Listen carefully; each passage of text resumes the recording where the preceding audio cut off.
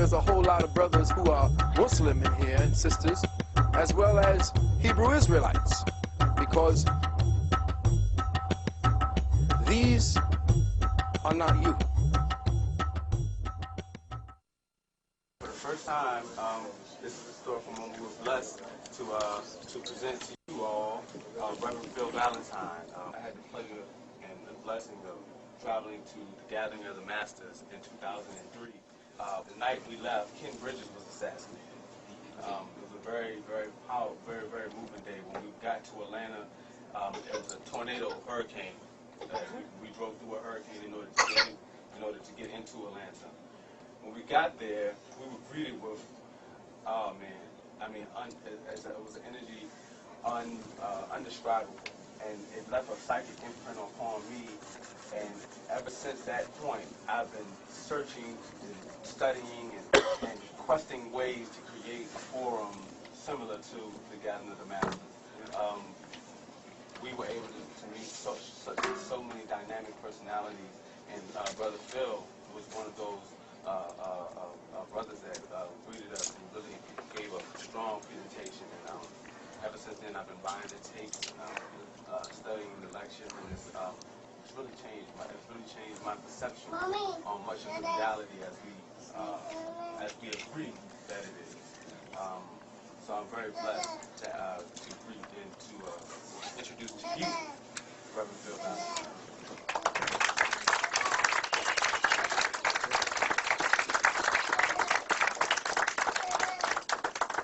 And let's keep it going for Brother Manifest, please, for all the work he's been doing.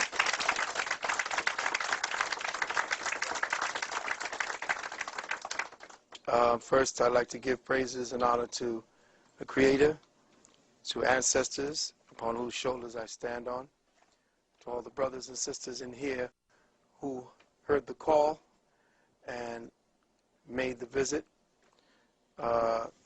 Big ups to Brother Del Jones and his queen, Sister Q, and all the works that are being done in this part of the world.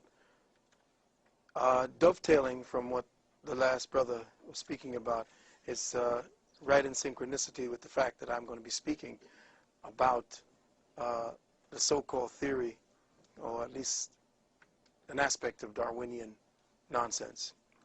But I've used it to positively bring about a lesson about what has happened to us as a collective people.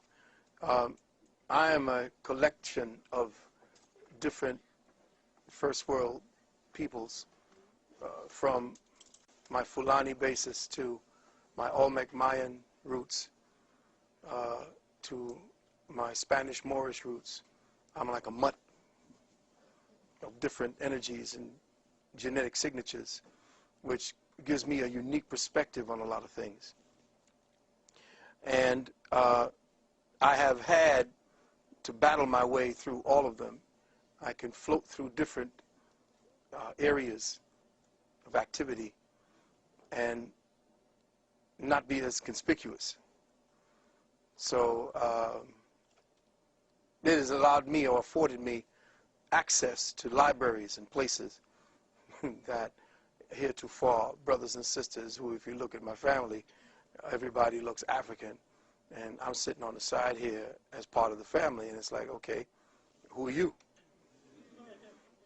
Well, I've always had an identity crisis because they couldn't tell where I was from, what I was. I just got everybody's genetics at once. But I had titled this lecture after a lecture that I wanted to expound upon, and I call it The Quintessence of African Spirituality and the Theological War on Evolutionary Consciousness. Now, I know it sounds wordy, but in the day that we live in, language has to be expanded. Language has to be stretched. The envelope around the perceptions that we have created for language has to be dismantled.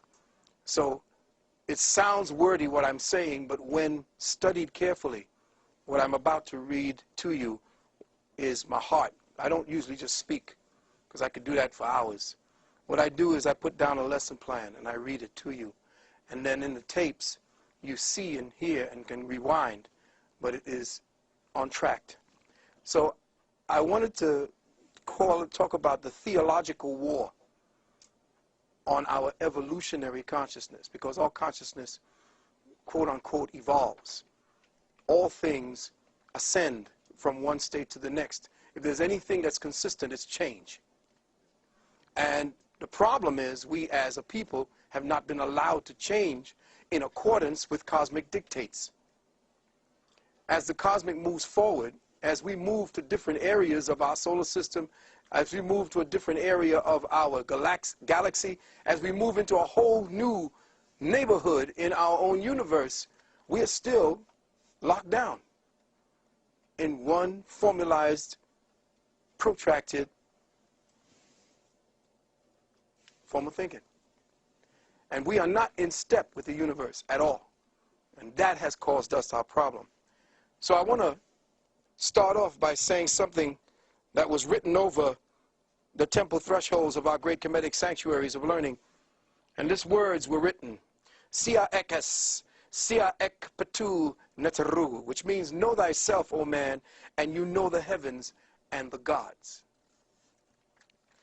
So first I would wish to thank the Creator Spirit for blessing me with the breath of life. Precious thanks to the ancestors of my beloved family, both immediate and extended. Precious thanks to my Queen Nalani, and all the conscious warriors who've supported me throughout the 30-odd years of my own personal quest to enlightenment. For those of you not familiar or acquainted with me, I work in the community. I am a doctor of hygienic sciences. I am a doctor of naturopathic medicine, a clinical hypnotherapist, and a doctor of arcane sciences and metaphysics. For the last 30 years, I could consider myself to be a metaphysical health activist. Presently, in this incarnational cycle, I am an agent working for the Department of Eternal Knowledge and the Bureau of Higher Wisdom and Intellect. It's but, about 25 years in working towards this particular place that I am. And it's because of the ancestors' great works throughout my adult life that I have sought to emulate much of the brothers and sisters that were talked about here. To follow in their ways, to say the things that they said a little differently and in the times. I have sought to open up possibilities for exploring more scientifically practical applications for our ancestors' spiritual and metaphysical teachings, to conduct an in-depth analysis of the arcane treasuries forged by the architects of our collective African consciousness, what I have come to define as our dark matter consciousness. And this is the focus of my contribution to the Happily Natural World family today, to illuminate our real African history and to clarify our real African present and future. And for those of you who don't know me, real is all I do. And what we're about to do and what we're about to present is going to be as real as it gets. What we will explore today will focus on the ongoing protracted theological war that for over 1,000 years has been and still is being waged against African spiritual evolution, the resulting degenerative states of the collective African mind and its perverse expressions through the world's 3 dominant religions today. I have chosen to approach the subject of African spirituality from the time frame of its demise and its decline, and not from the time frame of its zenith. Let me say that again. I am going to approach African spirituality from the time of it falling head first into hell. I am not going to speak about it like we normally speak about it when we were building pyramids and creating religious artifacts and bringing spirituality to the world, because we already know that. We don't have an idea of how we have pummeled completely. We are completely in the mud. We have little vestiges of what it looks like, but we don't know who we are because we don't know what we have been and where we are at this present time. And I'm going to do some things, and I hope there's a whole lot of Christians in here.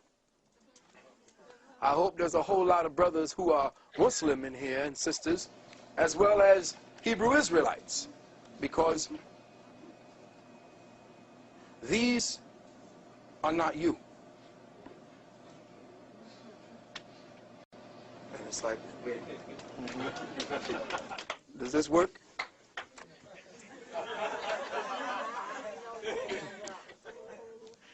I thought the day would be better served and have a greater impact if the focus were placed on how African spirituality and all that entails was systematically dismantled as the world's primary conceptual construct of reality.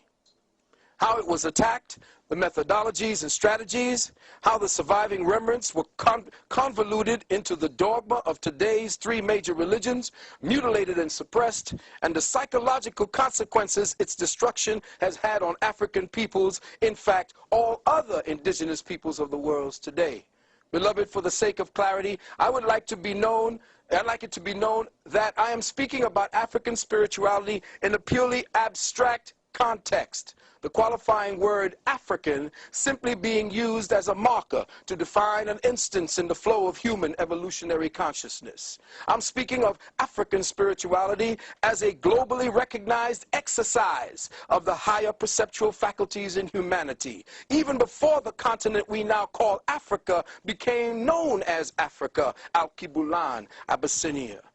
So my account of the attack and the erosion of African spirituality on this planet begins approximately 2,264 years ago, circa 264 BC, in accordance with the Europeans' Gregorian time frame, with a man called Ptolemy Philadelphus, a Greek who ascended the Kemetic throne after its fall to Alexander of Macedonia, who tried to make restitution for the carnage and destruction of his predecessors by rebuilding the Kemetic libraries and schools. The reward he offered was great, anywhere between $10,000 and $30,000 at that time, per set of scrolls, the price depending on the in-depthness and thoroughness of the study submitted. Those who did not commit their philosophies or give their philosophies to the scrolls or to the manuscripts were allowed to dictate their stories to scribes, who meticulously wrote them down and logged them into the library. Many duplicates of each scroll and manuscript were also made for distribution to other libraries and schools that Ptolemy planned to build, which unfortunately never happened. All in all, Ptolemy secured before his reign, or during his reign, some 280 to 350,000 scrolls and manuscripts, constituting at that time what has to be and what was the most valuable collection of scientific and spiritual data in the known world. Ptolemy himself was said to have been a scholar of sorts, or at least he is a wannabe. But he had the same Greco-Roman delusions of grandeur, where he wanted to be declared a god. So he read many of the translated works in his library, and he discovered to his amazement that virtually all, of the many and diverse systems related to philosophy, religious practice, and the sacred sciences were literally based on one and the same conceptual principle. The evidence in the library showed without a doubt that all of the ancient sciences, religions, and philosophical writings were based on but one grand, and for our purposes here, African cosmological unity, which in itself had a legacy that pointed to a time even before most ancient, more African, let me just say, there is no place in the past that you could dig in that you will find your origin. Because you don't have an origin. You always was, always will be. And the problem is that every time we dig up and find Lucy, we're only finding a point in the reference of evolutionary consciousness. And that's where I'm going today. When we trace the evolutionary history of African spirituality to the time of its origins, we find documentation that reveals there was never a time that man was not. Let me say that again. There was never a time when man was not.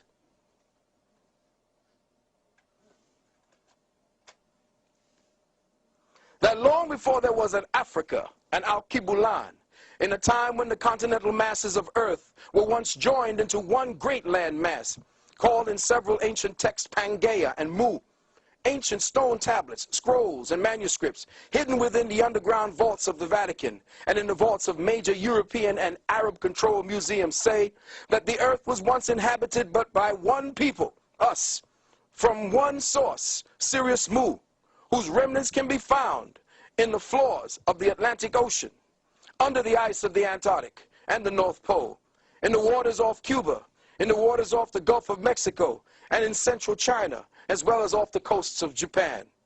All of the above being remnants of a great global catastrophe, and that the survivors of this cataclysm were the indigenous peoples who today call themselves the Twi, the Bantu, the Yanomamo, the aboriginals of the so-called Americas, Amexem, off of the Fiji Islands, Papua New Guinea, and the Australian continent. The libraries of Alexandria showed that all the ancient religious philosophies were based entirely on the astrosophic principles of the grand cosmic cycles of unity. That all so-called races and nations of the earth, from the original blue-black, purple-black, to the brown-black, and yes, even the green-black melanated peoples, worship cosmic deity under one grand harmonious system. And here's a note. Akhenaten was not the first to postulatize to the notion of oneness of the Creator. He simply resurrected an ancient concept older than Kemet itself. Ptolemy unknowingly gathered together this evidence of the one original system of cosmic unity into one of the greatest centralized repositories of religious, spiritual, scientific, and metaphysical information known at that time. All the evidence showed that this grand unity of spiritual, theological, science, and worship prevailed in principle throughout ancient earth. That is, until the 4th century AD. Beloved brothers and sisters, mark this time very carefully and pay the closest attention, because it was in this century that what we now refer to as African spirituality came under the most relentless, brutal, and debilitating attack. The war against the arcane sciences of our ancient Afro-Kemetic masters, or better yet, the war against evolutionary consciousness, began under the organized leadership of a man named Constantine, the so-called Great. Constantine, the founder and first Pope Caesar of what became known as the Roman State Church of Christ and Christianity. Many historians claim that the first popes of Catholicism were black, and rightly so. But these men were royal appointees, rewarded for their part in making Constantine Caesar, like Pope Sylvester, who at that time was nothing more than a bishop of the Christosites in Rome. Now, believe it or not, beloved, black people today in the main haven't the vaguest clue, not one single clue in their present state of socialized consciousness, just what this Roman state church and its religion of bloodletting has done to the arcane archetypal essence of African spirituality worldwide, nor what its sustained influence has done and is still doing to African peoples over the last 500 years on this continent and throughout the worldwide diaspora. See, beloved, to study African spirituality in its proper context here in the contemporary world, you must first learn to recognize what it is not. The first step to enter over and understanding what African spirituality is to recognize what it is not. And we must see and study what it has become through its diverse mutations, through its theological derivations as Judaism, Islamism, New Ageism, and Christianism. Since all of these representative mutations came about as a result, a direct result of conquest, and a brutally traumatic conversion process that specifically targeted the African spiritual mindset, warping and contorting its cosmic focus away from our original scientific teachings of the abstract, unitary, astrosophic principles of cosmic law. As a result of this theological mutations and their influence taking precedence, the quintessence of African spirituality now lies comatose, buried within the ecclesiastical dogma of a theopsychotic thought complex. And how has this pathological thought complex propagated across the globe? Well, as I've always said, like a disease, it happened in degrees. With the creation of this new state church, the confounding fathers of this new religion went all out to assure the success of their new enterprise. And what did they do? They set about suppressing and destroying all other existing competition. And so off to Alexandria they went, where they skillfully interpolated what they wanted from the treasuries of that library. And what did they do? They copied the scrolls of Hessus from the Druids. They copied the story of Krishna from the Dravidian manuscript. Gerald Massey found hundreds of similarities between Jesus and Krishna. They copied the story of Orpheus from the Etruscans, the story of Mithras from the Persians, who we call Chris. They copied the story of Bel Minor from the Chaldeans. They copied the story of Iao, from the ancient EU people, from which the northern Caucasoid race called the Khazars plagiarized and renamed themselves Jews when their king converted in the 7th century. They copied the mythos of Jason and the Argonauts from the Greeks. They copied Jess, the Redeemer, from the Phoenicians, Tammuz, Bacchus, Dionysus, Hercules. But just as important as their plagiarization of Krishna, they outright stole the entire story of Heru from the Kemites. Heru the Redeemer. Gerald Massey again found 137 similarities between Jesus and Horus. Each and every one of the above characters and more, from different ages and time periods, all were known as the Christ or the Christ or the Anointed One. With the creation of this new state church, they also copied the story of Hercules, which was Set. When Set and Horus came together, Horus rose and set in the west.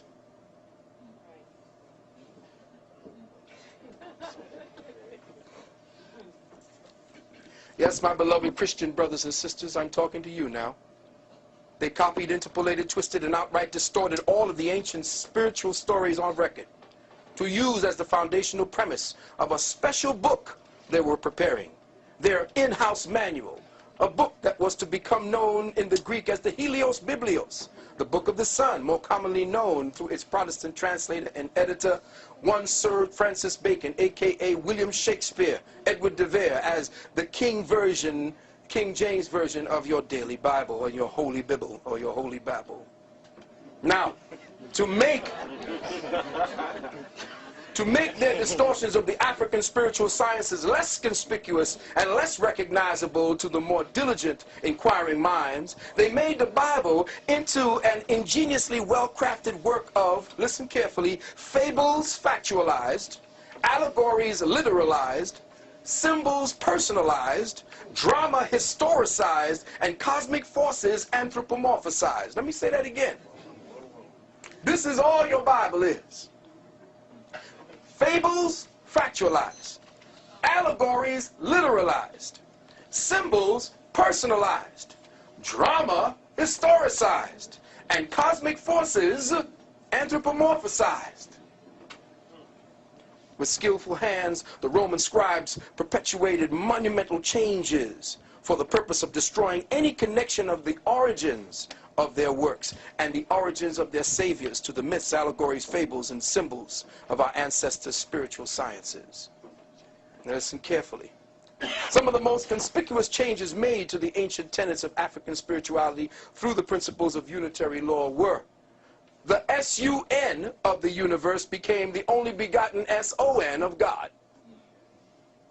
John 3:16.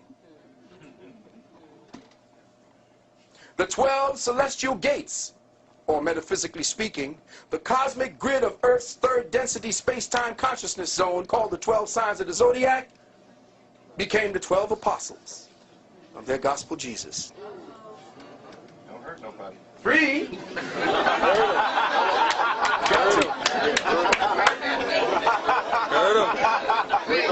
Bring the pain. I gotta hurt some Christians up in here today.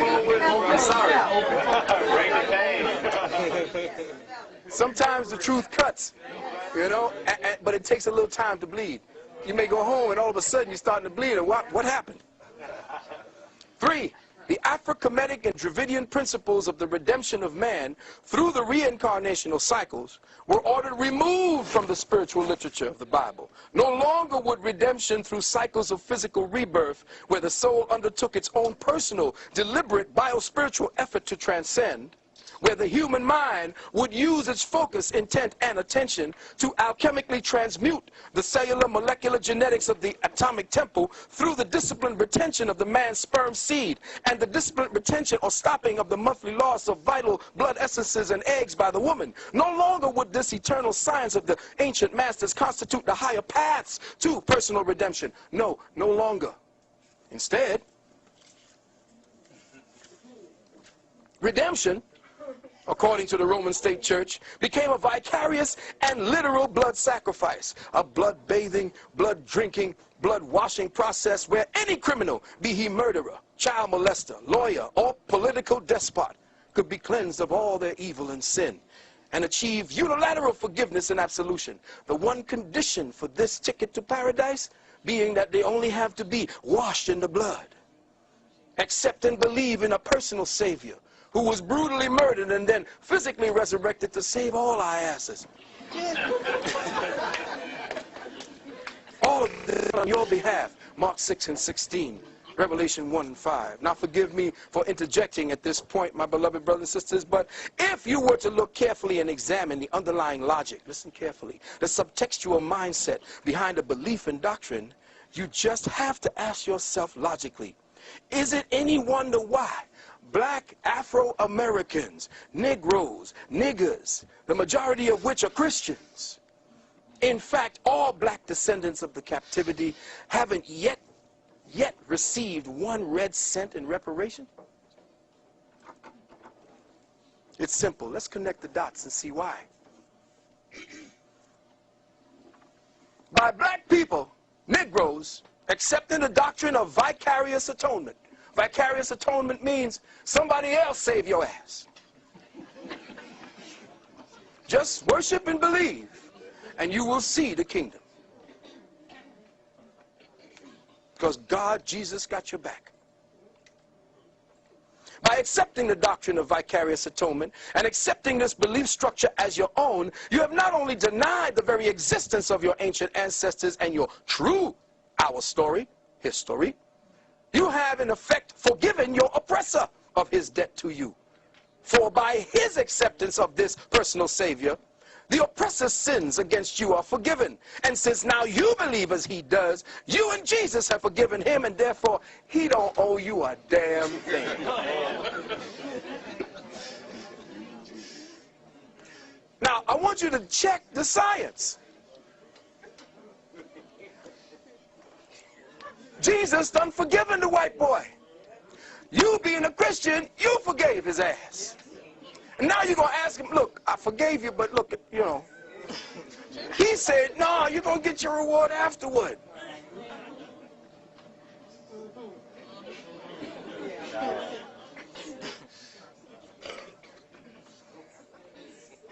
Now remember, since Jesus the Christ is a fable, and your government is one nation under that fable, their God, your acceptance of his existence puts you into the fable or the speculation as well. Thus, you have no history, no ancestors, no nation, but the one you have now believed you. Now, this one thing you have,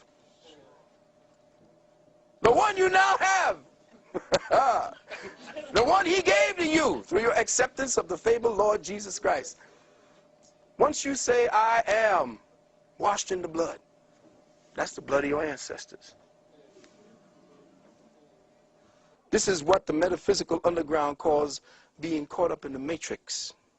You see, indigenous melanated people do not see that the European has structured his present paradigm after the Shatar law of the imposter Jew. This government is a quasi-theocracy where your belief in the system makes it real. At its core, the government is a fable, a fiction. It is a direct reflection of the Roman state church fable. If you buy into one, you have automatically bought into the other. Now let's take a short look at the forming of the early church. Christian Bible says, by their fruits shall you know them. Let the church say, amen. All right now.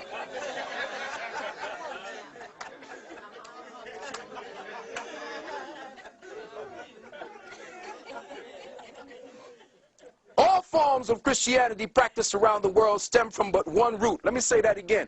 all forms of Christianity today, practiced around the world, stem from but one root. And regardless of what you may think by those you professing, you could be Anglican, you could be Baptist, you could be all of it. All Christianity is guilty by association, because all forms of Christianity is Roman. Its root, the root of Christendom, is in the Vatican and Rome. And believe it or not, beloved brothers and sisters, when the Moors fell over here, it was the Pope that gave permission for Islam to be practiced on this soil. Let me repeat that again, because a lot of my brothers, being a Moor myself, that was a little hard for me to swallow when I heard that. Muslim religion, quote unquote, Islam, the Pope gave permission for it, just like the Pope had to give permission for Nam Myoho Renge Kyo to be practiced here as well. Because the Pope is the ruler of the planet, period. He overrules all law, period.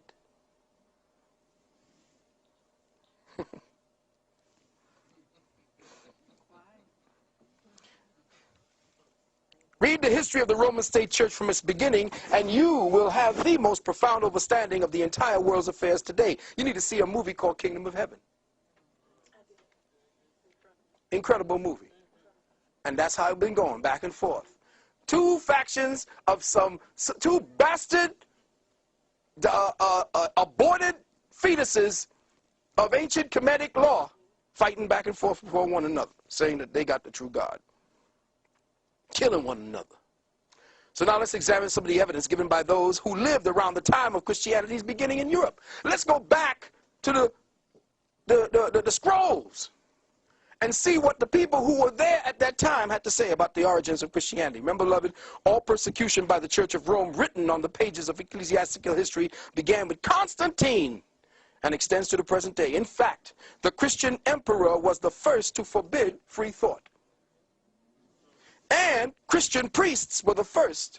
Christian priests were the first. Let me say again, Christian priests were the first to burn books.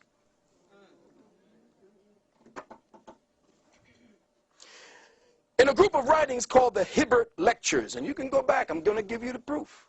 The Hibbert Lectures, a man named Renan, R-E-N-A-N, translates the following. He says, quote, "We search in vain through the collection of Roman laws before Constantine for any enactment aimed against free thought, or in the entire history of the emperors for the persecution of abstract doctrine.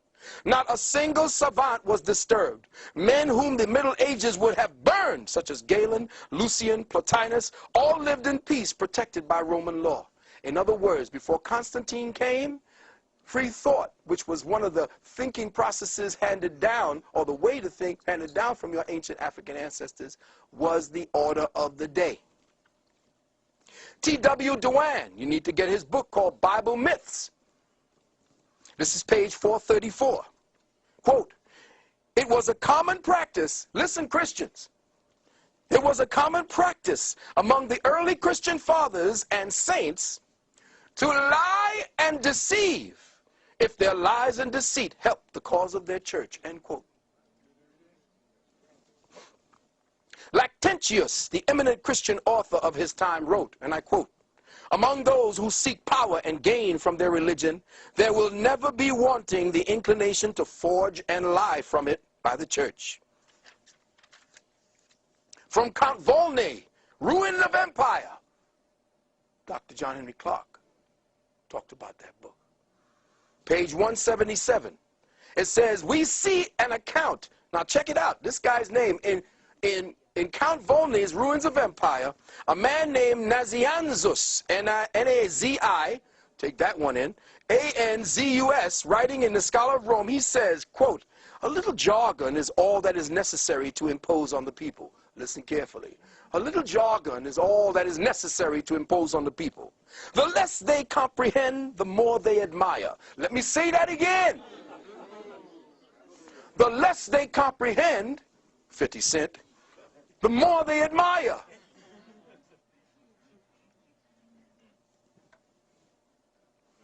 Our forefathers and doctors have often said, not what they thought, but what circumstances and necessity dictated, end quote.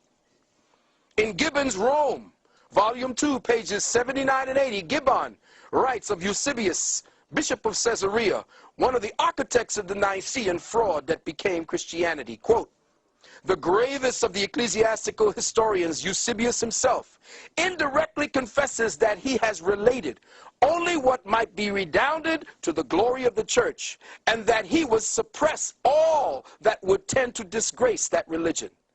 Eusebius, he spoke of his character, less tinctured with credulity and more practiced in the art of court than that of almost any of his contemporary. What he was saying was, this sucker knew how to lie, he knew how to cheat, and make it sound truthful.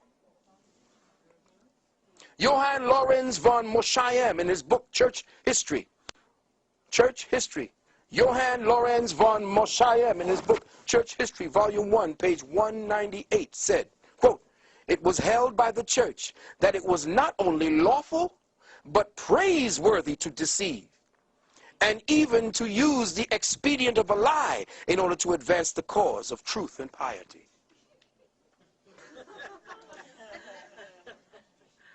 The historian Besobre, in his history, this is French history, Histoire de Manichee, he says, we see in the history of Christianity, of which I have related, a sort of hypocrisy that has been perhaps too common at this time. That churchmen, listen, not only do not say what they think, but do say the direct opposite of what they think. Philosophers in their cabinets, out of them they are content with fables, though they know well they are fables. Nay, even more, they deliver honest men to the executioner for having uttered what they themselves know to be the truth.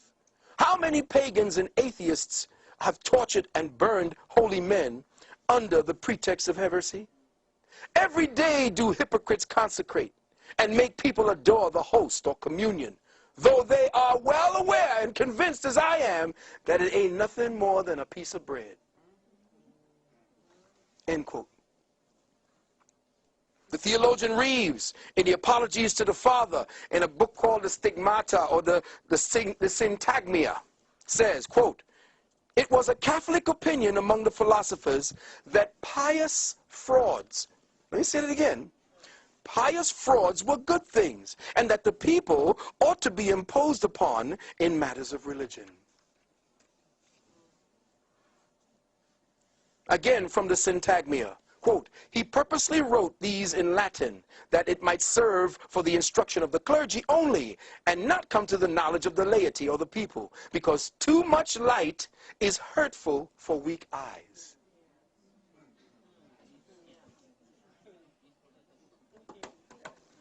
T.W. Dewan, again, there can be no doubt, listen carefully, from the evidence found, that had the objections of Porphyry, Heraclius, Celsus, and other opponents of the Christian faith been permitted to come down to us, the plagiarism of the Christian scriptures from previously existing pagan documents is the specific charge they would have resented or presented by us, or to us.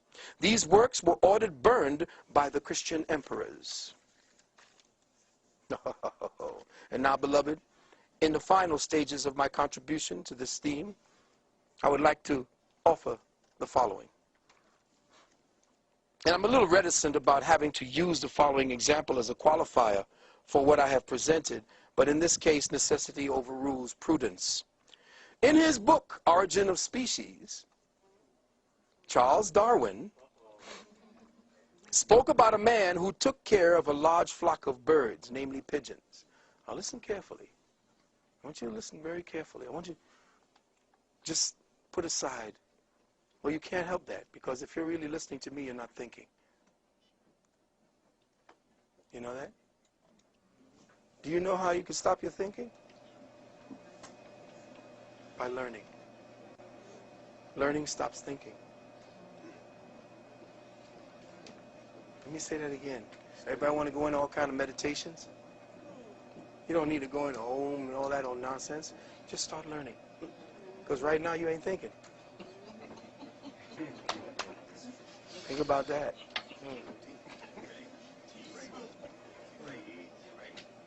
Now you know how they got you. Because the problem is that you don't understand as African peoples, as melanated peoples, that the greatest wealth that you pay to this devil is your attention. Because that's what they ask you to do. What? Pay attention. That's right. So now you're paying attention, they're getting wealthy. It's when you stop paying attention that they kill a few of y'all. Black boy gets shot by police 27 times. Now they got your attention. Now you're off the spiritual path and you're thinking along their path. Now, if you're going to sit down and cry about it, then you're dead. Go ahead and kill the man who killed that boy, then you're all right. Say it again. But don't sit back and, oh my God, oh my God. Do something about it and then go back to thinking.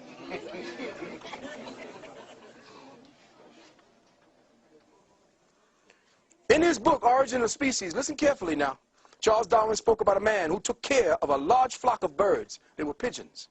These pigeons were distinguishable by what appeared to be an infinite variety of ornamental designs. They were all types, every shade of subtle blues, subtle greens, blacks, and grays. All were adorned with a wide variety of marks that elegantly characterized their individuality. Now, this bird handler gathered up his colorful variety of pigeons and took them out to a deserted island way far from his home and released them into the wilds, where these birds settled in and began to establish a colony. After 10 years or so, the bird handler returned to the island, and to his surprise, he finds that something amazing has taken place. The blacks, the browns, the grays, the iridescent greens, the iridescent blues, the stripes, the spotted, the ringed, the striated feathers, varieties, and beautiful, beautiful ornamentations of birds he released into the wilds had all but disappeared. All of their children had metamorphosized into this slate, dark blue generational type, each of them with a monotonous black ring that repeated itself on every one of their wings.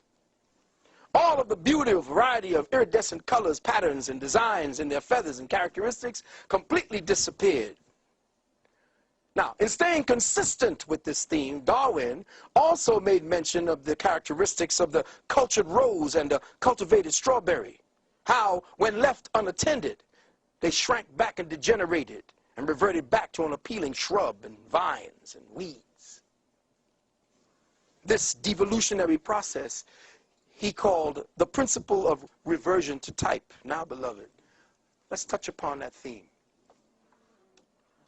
These examples may be construed in many ways, but for our purposes, there can be only one interpretation.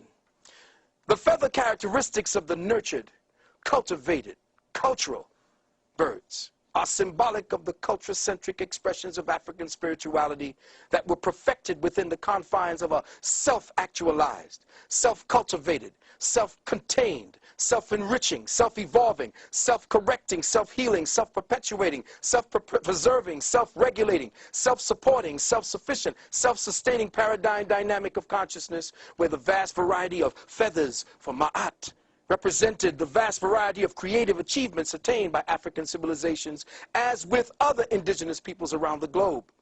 Here we use the markings and colors of the birds as the symmetric equivalent symbolic of the expressions of African spirituality. The blacks were spiritual sciences, the yoga, the meditation, the mathematics, the mystery system. The browns were the agriculture, the botany. The grays were the sculpture and the art. The iridescent blues and greens was the alchemy, the metallurgy, the medicine. The stripes was the architecture, geology. The spotted was the astronomy, the astrology, the psychology. The striated was the art of war. All representative of a highly advanced, sophisticated, self-evolving spiritual civilization. Then it came to pass that these diverse Africans and their individually unique expressions of spirituality began to experience a series of sustained, brutal attacks for over the next several hundred years. This ongoing strategy or tragedy eventually caused them to become traumatized captives. They were rounded up, displaced, and taken to hostile foreign environments where their self-evolving mechanisms of cosmic consciousness, their African spirituality, were systematically and savagely brought to a screeching halt. What once constituted an internal dynamic of self-evolved energy that was used by the African mind for the development of higher awareness became a pathological fight or flight survival response to hostile environments. Within us as captives, the higher African spiritual mindset began to atrophy, began to degenerate for a lack of a sustained attention, utilization, and focus. Diasporic Africans, unbeknownst to the majority of us, began to devolve spiritually over the subsequent 20 to 25 generations. We began to revert back to a type, that is, a type of African never before witnessed or experienced by ourselves. A new type of African was created, a religious African. We began to psychologically metamorphosize in the hostile atmosphere of a Willie Lynch environment, which caused us to revert, or should I say convert. Let me say that again. Y'all didn't hear that. Africans didn't revert. We converted to a pathological, artificial, cultivated phenotype made in the image and likeness of our external slave master, who rewired us to self-perpetuate anti-spiritual, non-critical, non-logical behaviorisms. Beloved brothers and sisters, over subsequent generations, our pathogenic conditioning began to bear fruit. That under the psychological and genetic pruning tools of Willie Lynch, we became spiritually stultified, robbed of our archetypal memory banks, robbed of our genetic reflex to the creator spirit within us. Like the careful cultivation of the Japanese bonsai tree, African and indigenous peoples were spiritually, genetically, and creatively pruned for generations, so that our very soul's ancient association and connection to the triple black cosmic mother would systematically and continuously be diminished. Mighty oaks, redwoods, and baobabs reduced to the size of shrubs, thistles, and weeds. Anybody know what the Japanese bonsai tree is? You can turn an oak this size. All you got to do is just keep pruning it. And that's who we are. Well-pruned bonsais.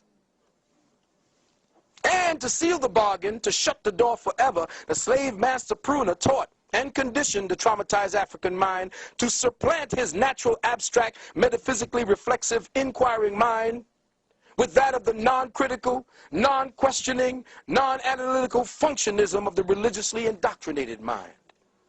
With reference to the examples given above about the rose, the strawberry, and the birds, African spiritual scientists were actually and acutely aware of this fact called the principle of reversion to type. They considered it in every real work that they have ever done. They always knew that man would revert back to type if he did not keep his culture. This they described in their depictions of the tenuous polarity of equilibrium between Set and Heru, between Set and Osiris Osar. You see, these were cosmic forces that represented a form of gravitation felt between the higher and lower natures of man. Heru, Set, all of these were not people. Just like no man, no woman, no nothing ever existed in the Bible or in the Quran. Oh, man. Tell a Christian he didn't have a history. Tell a Muslim that nothing like that ever existed. Tell a Jew that none of these patriarchs that they're talking about and gods and forces that never existed. And my own brother will kill me.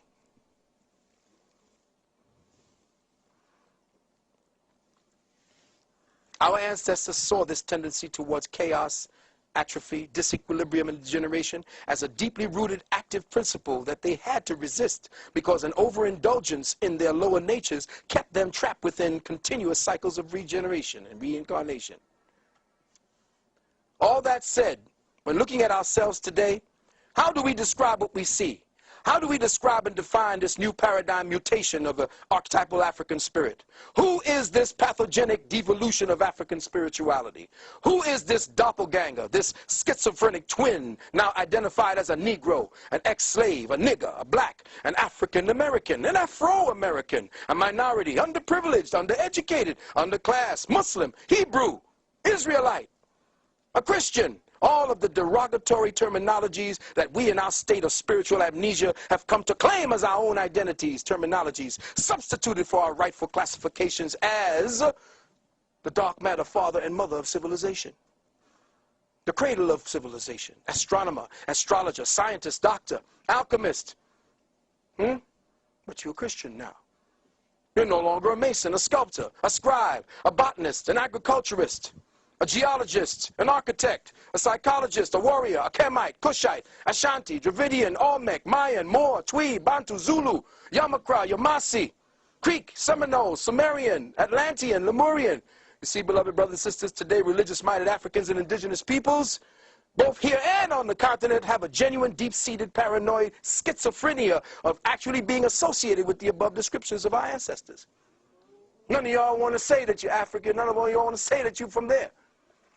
Kemite, you Egyptian? No, the Egyptians held us. They held the Jews in slavery.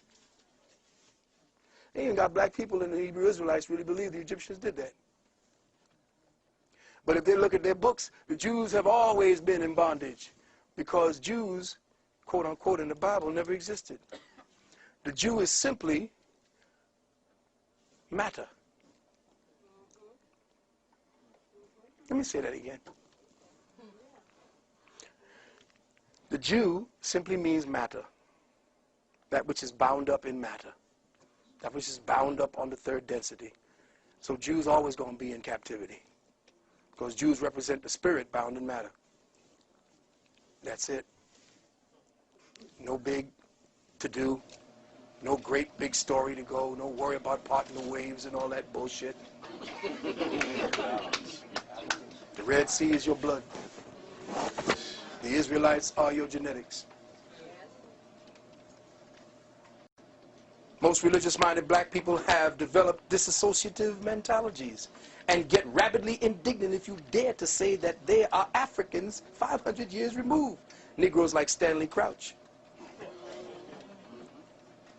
who know for an unequivocal fact that they are Americans. Always were and always have been.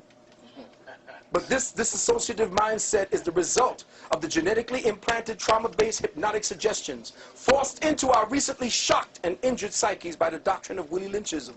Hypnotic suggestions that mold the religious mind conditions you to see this type of dissociative mentality as normal. When I say that I am African or I am indigenous, if I am this, that is somehow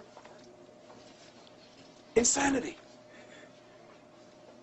Africans who worship or at least recognize their ancestors in current Africa are said to be covenanted with demons.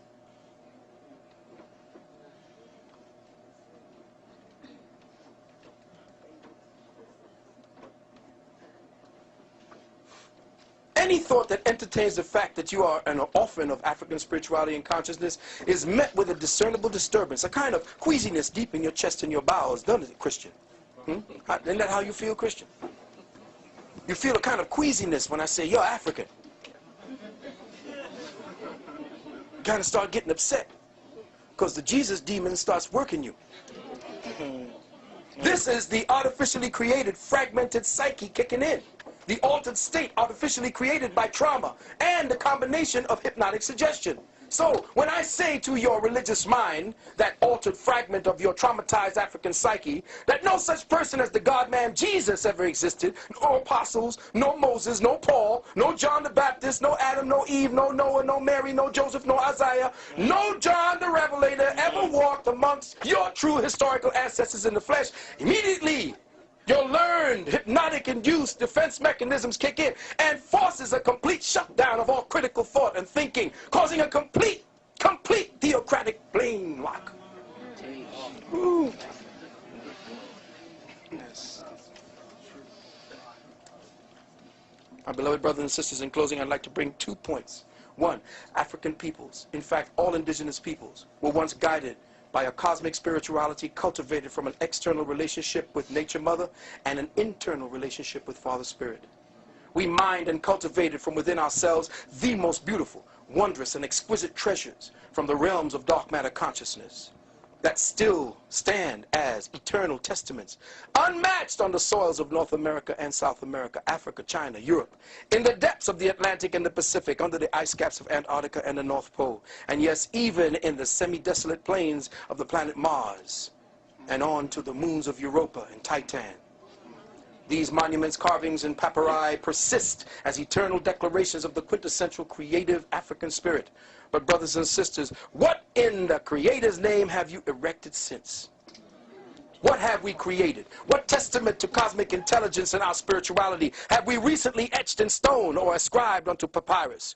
What last names have we turned? When last have we turned lead into gold? Or communicated with our ancestors, nay, with our progenitors on Sirius and Orion, now that we have reverted, or rather have been converted to a type, now that we all got religion. Brothers and sisters, language, as the brother said, is the rudimentary instrument or system for encoding the perceptual measurements of time, space, and dimension. This is precisely why our ancestors were so meticulous in their use of expressions of the letters and words and language. This was especially true of the Dogon people. In the Dogon mystery system of occult science, knowledge, understanding, and their natural evolution into wisdom were arrived at through synthesis of 4 psycho-spiritual principles of attention and discernment. These 4 psycho-spiritual principles were called the Giri-so, the Beni-so, the Bolo-so, and the So-dai. The Giri-so was the front word, the Beni-so was the side word, the Bolo-so was the back word, and the So-dai was the clear word. And what's happening today is you only know how to learn the way the white man taught you, with the front word. That's why our brothers and sisters started saying, you frontin'.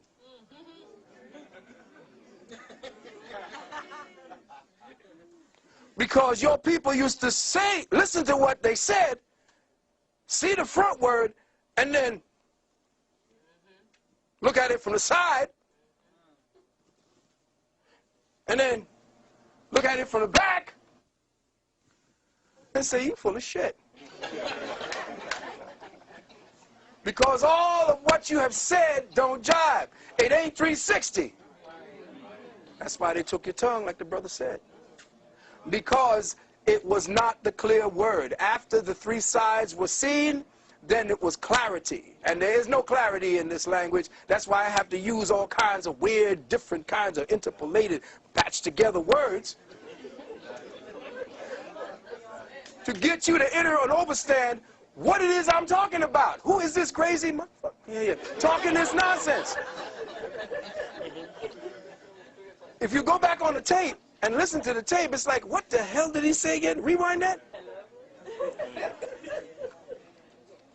These 4 vibrations or variations in the operative use of focus, attention, and understanding constitute the most precise and complete use of the cognitive powers of the brain for the comprehending of the true meaning of a given or expressed reality. It is processing reality in 3 dimensions. No word, letter, or gesture is taken for granted or simply at its face value, because observing a phenomenon from the front, side, and back allows the brain cognitive instruments to geometrically triangulate the essence of the subject. And you think in geometric terms.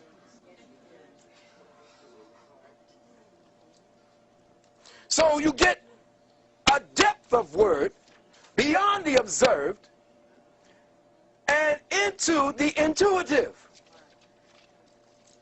And you know what they say, you got to get into it if you want to know what it really means. Well, your ancient people spoke intuit language. And now because you're religious and you got to stand up there and listen to a man who is talking for you so you can get into heaven.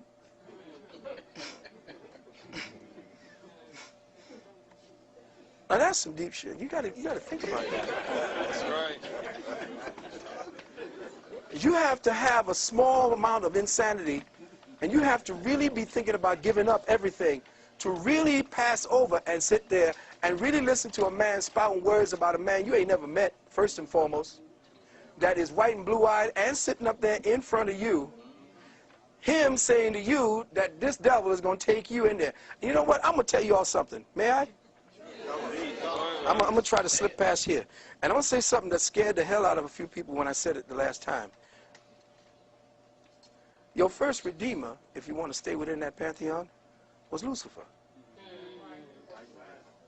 I told you Lucifer was your first redeemer. Now, I told brothers and sisters that as soon as a cracker tells you to run from something, run to it. Why do they hate this man so much, this entity so much? Why do they hate Lucifer? I wanted to know. That's why I got kicked out of the Bible. When I was a Catholic, I got kicked out of, get out of the Bible study class. Lucifer was supposedly this beautiful creation. From the hand of God. God took the time to mold this bad boy. And now we're supposed to run from him. His name, Lucifer. Light. That's why they named Lucy, Lucy. Because it shined a light into a past that the cracker never had, never knew. And the first name was not Lucy, L-U-C-Y, it was L-U-C-I. That was the first spelling before they changed it. Lucifer, and here I am talking to the devil, so I know y'all going to tell me I'm damned to hell. Lucifer was your first redeemer. How was he your first redeemer? He was your first redeemer because he came into the garden and got you all out. Got us out. You mean he took us out of the garden, the beautiful garden where everything was perfect, where everything was going on. I had my woman, I had my food, had my apples, had my trees, had the animals at bay and all that, and he came and got me out of that. Why would I want to get out of that? Because you'd have died in it, fool. Adam was in perfection. If everything is perfect, it's dead.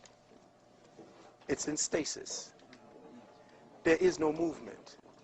So Adam had to be kicked out because Adam would have died in the Garden of Eden. Adam was kicked out of perfection and kicked into perfecting, which is the true perfection. So when he went out in the kingdom, he went out into the kingdom of Nod. Adam, or that which was the spark of the creator, which was the atum, left out of the unity, which was the light for the creator, and into the darkness of the knowledge of itself. In fact, the creator, being all knowledge, couldn't know itself. If you are all or something, you don't know what you are, because there are no boundaries to you. So the creator knew that it had to create boundaries to know itself. And in so doing, it created a sphere, a unitary self, one element called the hydrogen atom. There is no other element but that. You are nothing more than variations on a hydrogen theme. And that's who you are. The hydrogen was Eve, Adam, and the garden. So out of that, Lucifer comes in. And who does Lucifer come in as? A snake. The serpent is what? The symbol of what? Fecundity, fertilization, life, electricity. Because sitting in the garden being perfect, perfect.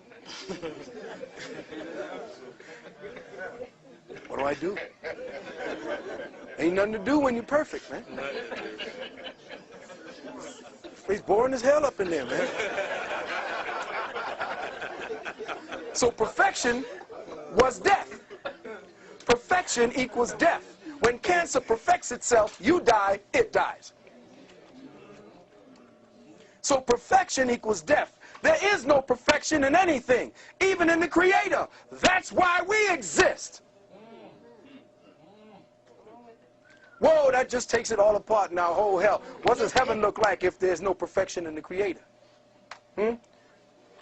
See, heaven is what we project it as. The Creator is still learning. The Creator keeps coming back as a child because it has the mind of a child. Let me say that again. Ye must be as little children. See, the metaphysics of the Bible is never talked about. It's never touched on, because once that happens, the threshold of the ceilings of religion die, and therefore your priests die. And when every priest dies, when the last stone of the last church falls on the last damn priest, humanity will rise.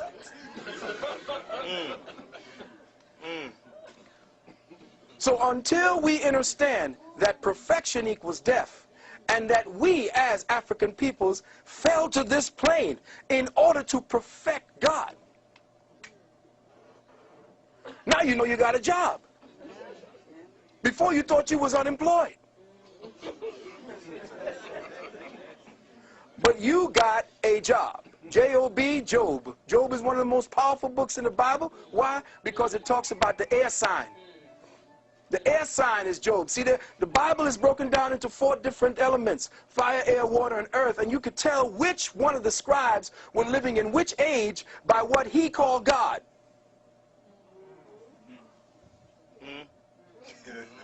See, the Bible is slick because it's a composite of over 350,000 years of information. And you thinking that it's just some cracker or some big bearded old white man writing down something for the Jews. The Bible was written in stages over thousands upon thousands of years. And when you see in the age of Moses, that's the age of earth, the earth age, or earth age moving into an air age or fire age, because that's when he killed off the cow. The cow is what? Taurus. The cow is the what do you call it? So he crashed the golden calf, which means that's the end of the Taurian age, and we're moving into the age of Aries. In some of the old Bibles, Moses came down off the mountain with horns. It's all astrology, and anybody telling me different, both in Muslim, which is Muslimism, is nothing more than Islam, I-S-L-A-M, I self-law and master, which was science, not no goddamn religion. Our brothers and sisters are lost. Religion, their minds is gone because that's a cancer. Religion was the Willie Lynch cancer seeded into your genetics. And until you close that book and we have a big bonfire burning Bibles, burning Qurans, burning Torahs, we got to get our people out of the religious mind, or else if we keep them in religious minds, the cracker going to run it from the Vatican. And let me tell you something about this war going on overseas. The problem that you didn't understand, you see, you're not looking at it from outside the box. This is not a war between governments. This is a war orchestrated by the clerics of the planet. Let me say this again. This is a war orchestrated by the high priesthoods of the planet. And I'm going to prove one time to you how that is. Back in 1996 or 96, the Vatican held a summit meeting of all the heads of all the religions on the planet in the United Nations. And they said that humanity is lost. Why is humanity lost? Because we don't have them anymore.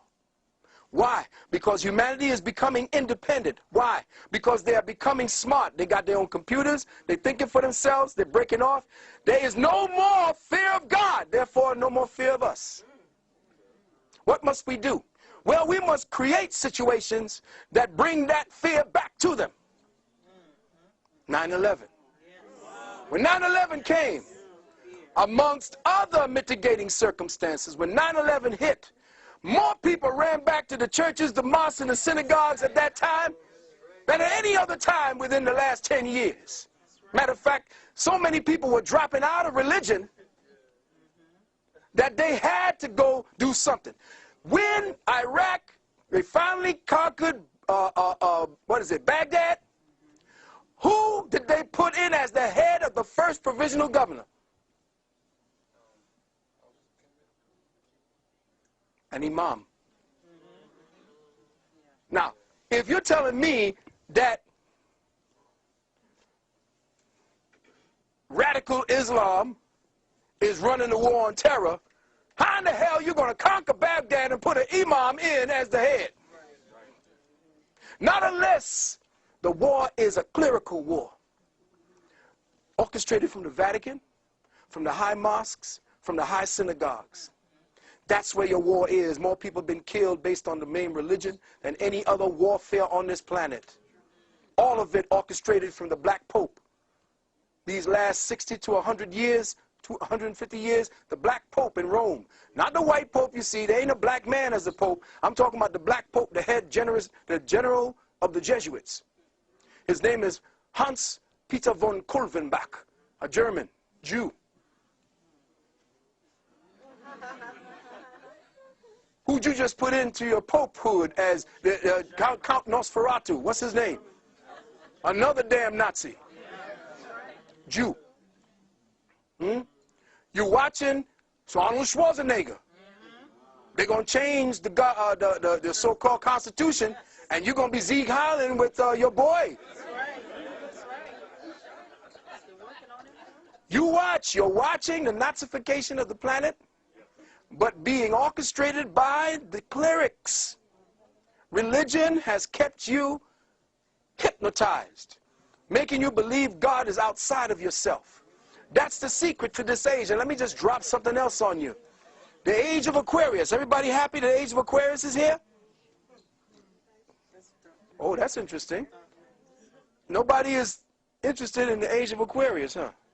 Anybody know what the age of Aquarius is? Yeah, run it to me. Ah, anything that's hidden will be known. That sounds very nice. But the age of Aquarius in the first stages is the age of faggotism. Oh, y'all didn't know that, did you?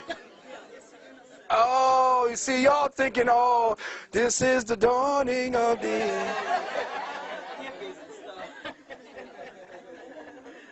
Everybody wants the age of Aquarius to come down, not understanding or understanding what it is. The story of the age of Aquarius goes like this. There used to be a young boy in the fields of Greece. Listen carefully. Oh, really? I know you don't like where it's going, but it got to go there. A young boy of 15, 14 years of age, tending his father's goats. His father was a Trojan warrior, a general. The goats. Listen to me. Zeus, the almighty God from Olympus, looks down upon this boy and sees that he is fair. Goes down and snatches this boy. His name is Ganymede. Snatches the boy Ganymede and takes him and rapes him continuously. You are fair. I love your behind. Give me your behind. Give me your mind. Give me your behind. So he says, oh, you've been so good to me. You've been so good to my members. I'm going to pass you amongst the other gods. So he passed him amongst the other gods. And they took him and raped him and made sure he was theirs. This young boy named Ganymede. Now, for his reward, he was given a cup. He became the official cupbearer of the god.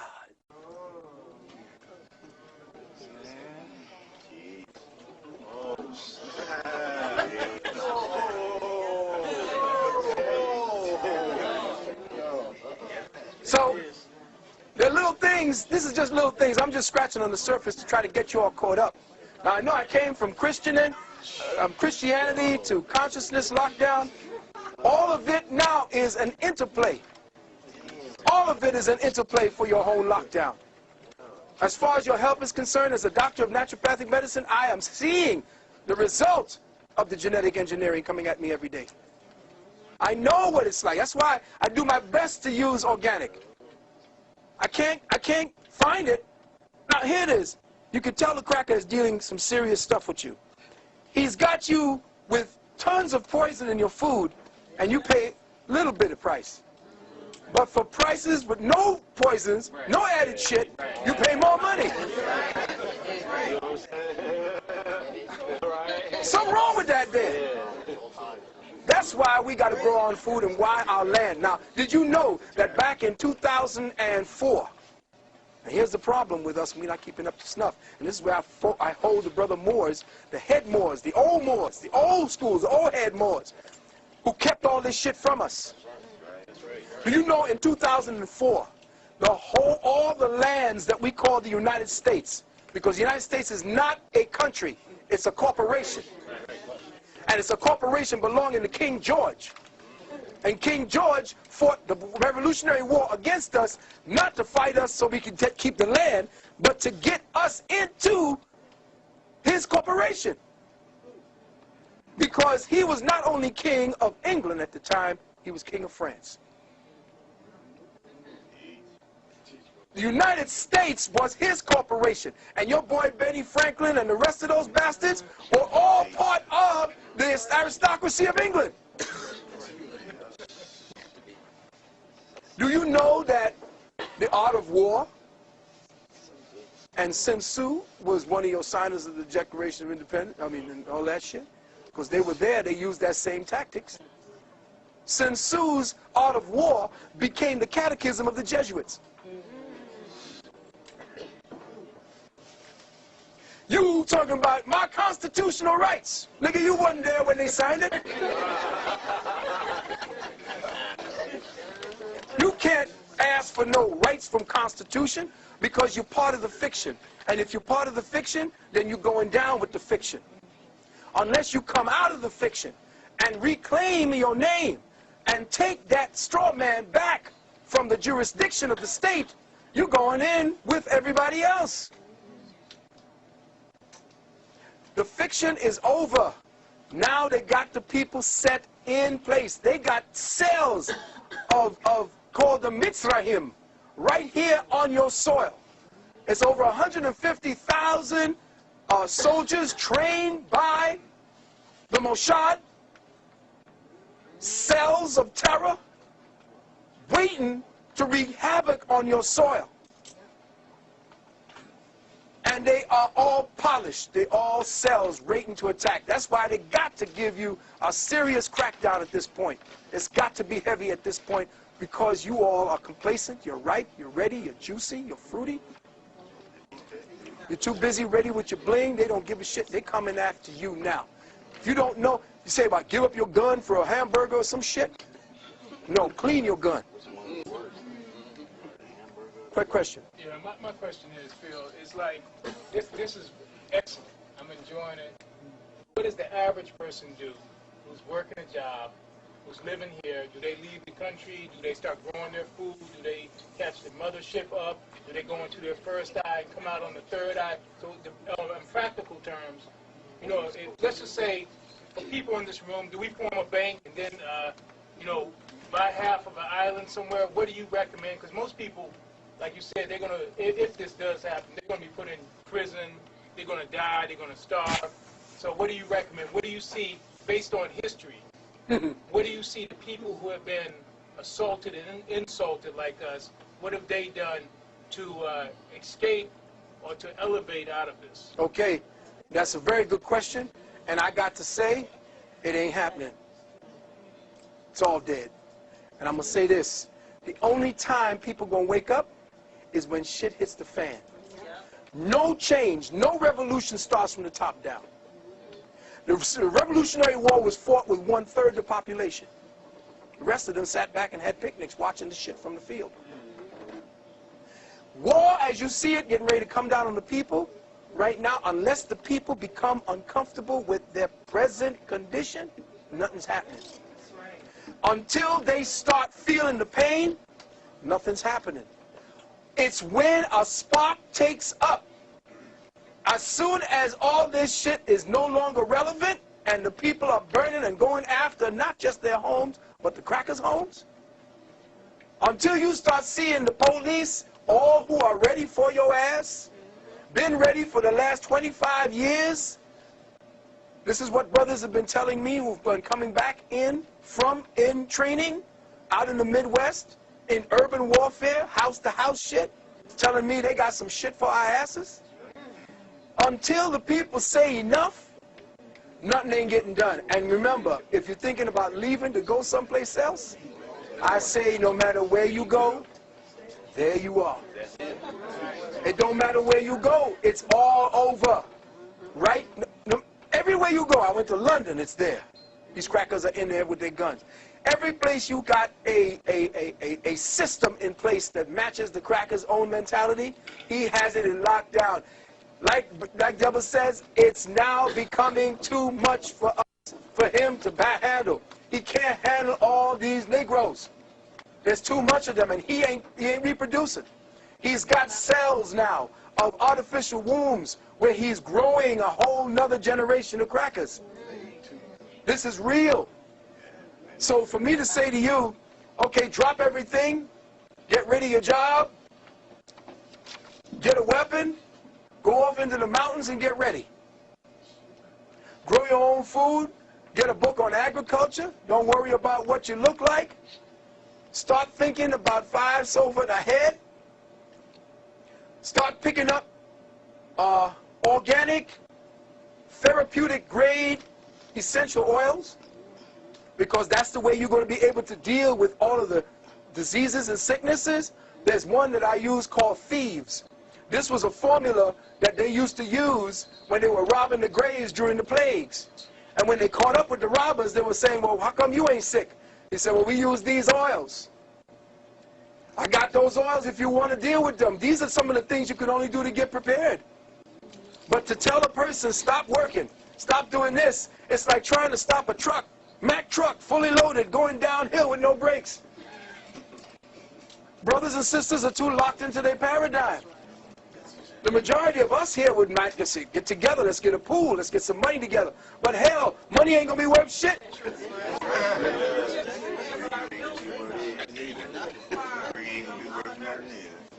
See, you more worthy, but you are more valuable than a doctor. Do you know that? A nurse, yeah, well, they found out that during the nuclear holocaust, who would be the most noteworthy people that you would want to keep around? Consensus said doctors were doctors is useless. The only people that really of worth were nurses, because they know how to take care of people. The doctors just prescribe shit. They analyze and they what do you call that again? They Diagnose? No, before that. Diagnose and then they drug you. Nothing to do with healing. Somebody has something to say over here in the back. Question back there? It was you? No, it was in the back, yeah. So, like we discussing now, like Brother Henry said, we shouldn't be trying to improve the quality of life because it's all screwed up. It's all screwed up. So we should be doing, people in here should be doing rituals to end it. Well, the idea is, You know the what I'm rituals, saying? see, rituals is cool if you want to stay one place and get the place locked down. And a ritual would be to build a fence. That's ritual. But if you want a ritual to deal with it, then get yourself clear of all the things that you're going to lose. Get ready to lose loved ones. Get ready to lose your property. Get ready to lose what you thought. In fact, there's a book that I was told to tell you all about. And it's called, get this book and order it off the net. It's called Picking Up the Pieces. Now, check it out now. It's by a woman named Sorcha Faal. S-O-R-C-H-A, first word. Next word, Faal, F-A-A-L. It's called Picking Up the Pieces, a practical guide for surviving economic crashes, internal unrest, and military suppression. Yes.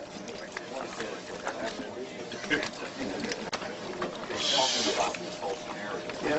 One of the things that is very not to get all bent out of shape about what they're doing. If it doesn't, people are going downhill. Yeah. It's got to happen just like you said, to come out of the Garden of Eden. Black people, the way they're going right now, they're going to basically, it's not going to be good. They got to be woken up some kind of way, and no other way is going to work. It's can't. But Yeah. the thing that they're also saying is that, well, nothing can be lost. Because all knowledge is stored on the other side. Of course it the is. time. Your And Akashic as record. long as we maintain the ability to communicate with the other side, that, in my opinion, is the most important thing. Because no matter what happens, how bad things get, you can always go back. You can always do real technical and reconstruct. Exactly. But again, we have to keep the records intact. The reason why they are giving us the food they're giving us is to delete the Sankofa records. Remember, every time you eat, you teach your DNA. And the more you eat foods without seeds, see, if a thing ain't got a seed, it ain't got a nature. It ain't got a lineage. It may be anything. Frankenfood. Yeah. So what you're looking at is the way to destroy and delete the ability to recoup that knowledge. And that's in the food that you're eating. Here's the other thing. Next 3 months, economic chaos predicted. Currency devaluation. Overpricing on real estate. No one outside the country accepting U.S. currency. Now listen to this. You go up to a website called whatdoesitmean.com. Whatdoesitmean.com. This book called Picking Up the Pieces is a book where the author went around to all the different countries where dictators were and talked to the people who survived the dictatorship. And the people told them all the things they did. How to bribe guards is in there, and government officials. How to kill and distance yourself from the feelings. What to do, where to go, how to grow your food, where to go, how to set up enclaves of protection for one another. It's all in that book. And it happened where she went to Poland, Nazi Germany, people who survived there, Russia, parts of Cuba, where else?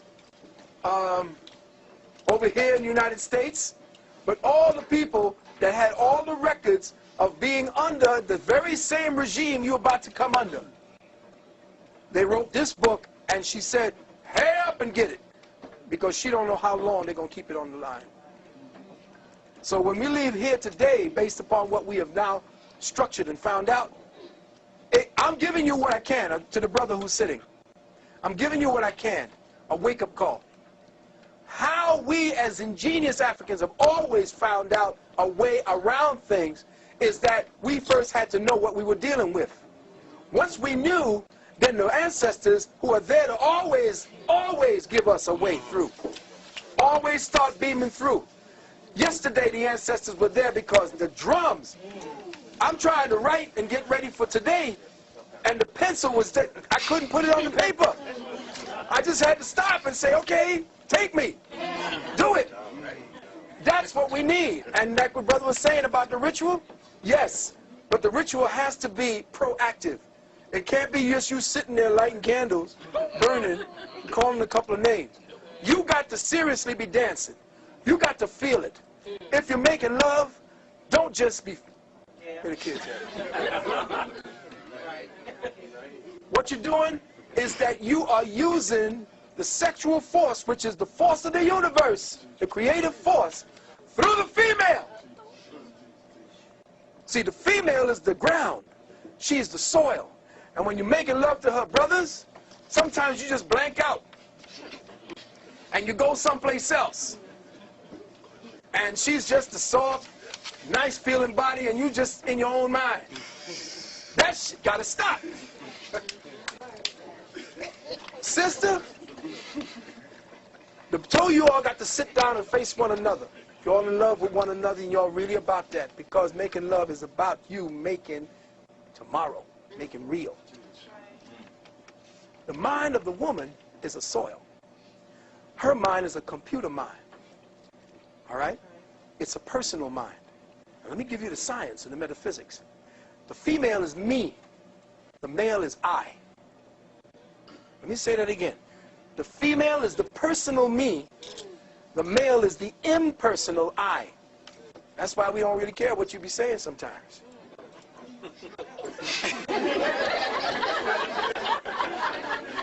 Hey, listen, am I being real or what now? That's right. That's right. It's like, yeah, okay, What was that?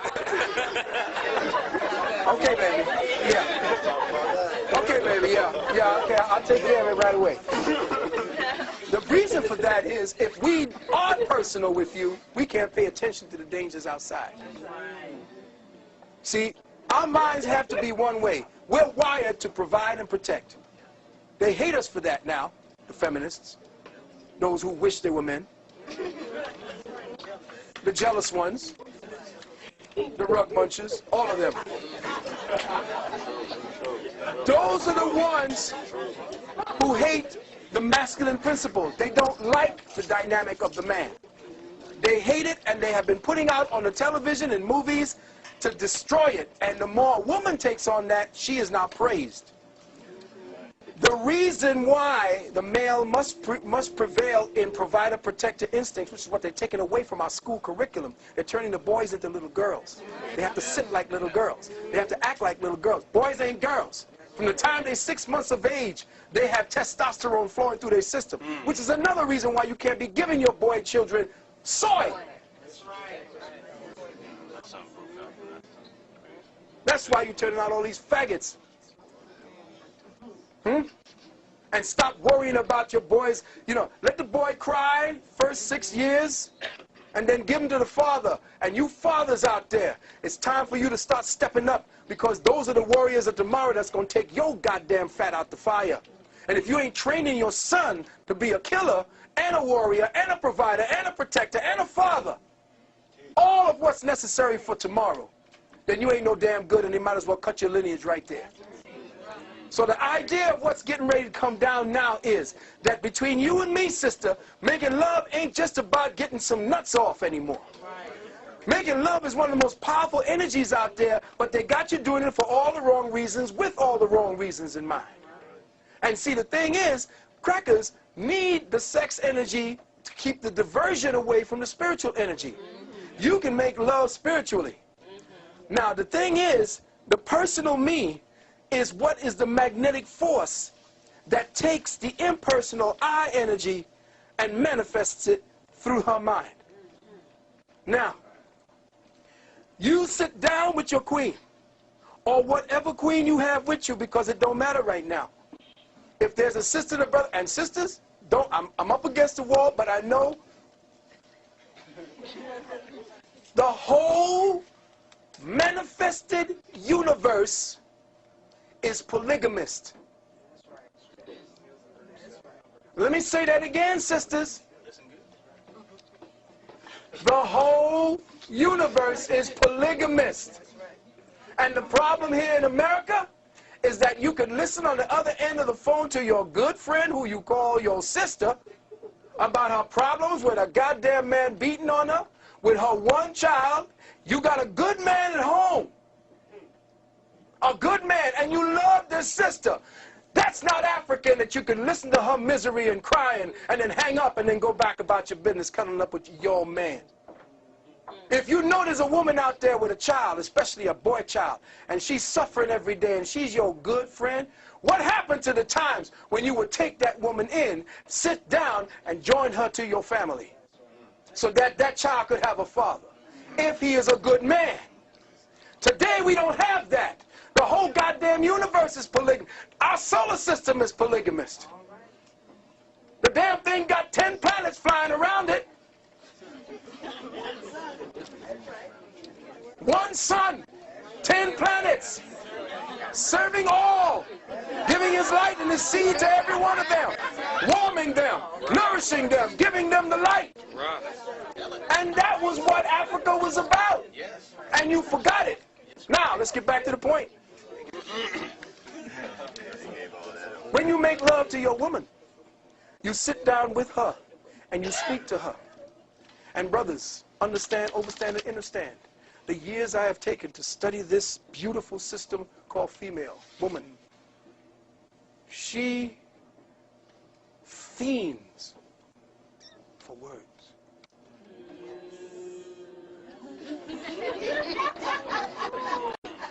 You cannot intellectualize with her. Do not tell her instructions. Speak to her of the me, the personal, because she's personal. She's all about the body. Her whole body is her. She is nothing but her body, her world, her universe, her system of thinking, her system of feeling. Her whole body dictates to her day in, day out. She is her body. She is the creature of cycles. Her body tells her what to do, what to say, what to think, what to feel. If after 22.5 days, 7 days before that, the body is saying to her, come on, it's about to happen. Mood up. 2 minutes later, mood down, get away from me. What? I don't know, I just don't feel it. Just leave me alone. Because she is controlled through her body. Her body is everything. And she is her feelings. You must speak to her, not to tell her what to do, but to say the right words that would move her feelings. And then she would know what to do. See, you have to use your words to stop cutting, to stop beating and browbeating. But you see, today's sisters are so busy antagonizing with you that you got to get there sometimes. But the word is very important to the sister, which is why when you're going to do this tantric exercise, you have to be able to do it when she's least expecting it. Don't say, okay, baby, get ready to do tantra. Okay, let me see, what words I got here? Your eyes. No, it ain't going to work like that. Thumbing pages and trying to get that, that's not going to work. You got to do it when she least expects it. That's why the flowers, or what are these? Oh. You got to switch her mind over because she is one who is into what they call multitasking, which is why she can carry 4 and 5 conversations at the same time. Here you are, brother, talking about something. You think you're manifesting some information. Boom, yes, let's stay along this line. And she's over here on something else. Wait a minute. Wait, I'm over here. I'm talking over here. Don't you remember? She's over here talking about something else. Quite comfortable. Because women do not talk to get to a point. They talk because they like to talk. And if you come in with a point, you're messing it up. That's why they say you don't understand me, you're selfish. If you try to tell me, well, you do this, do this, do this. It's simple. No, it's not. You don't understand. Okay, I don't understand it.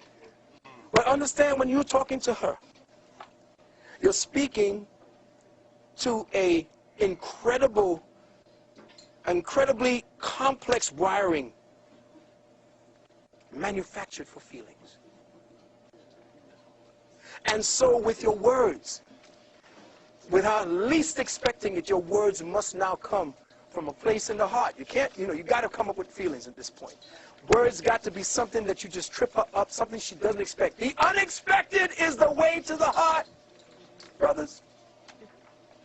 It trips her attention. It brings her back to, oh my God, where am I? I can't find, I'm not stable. That's the way she wants to feel, completely out of control. Now, with your words, brother, you tell her to go into a place of agitation, meditation.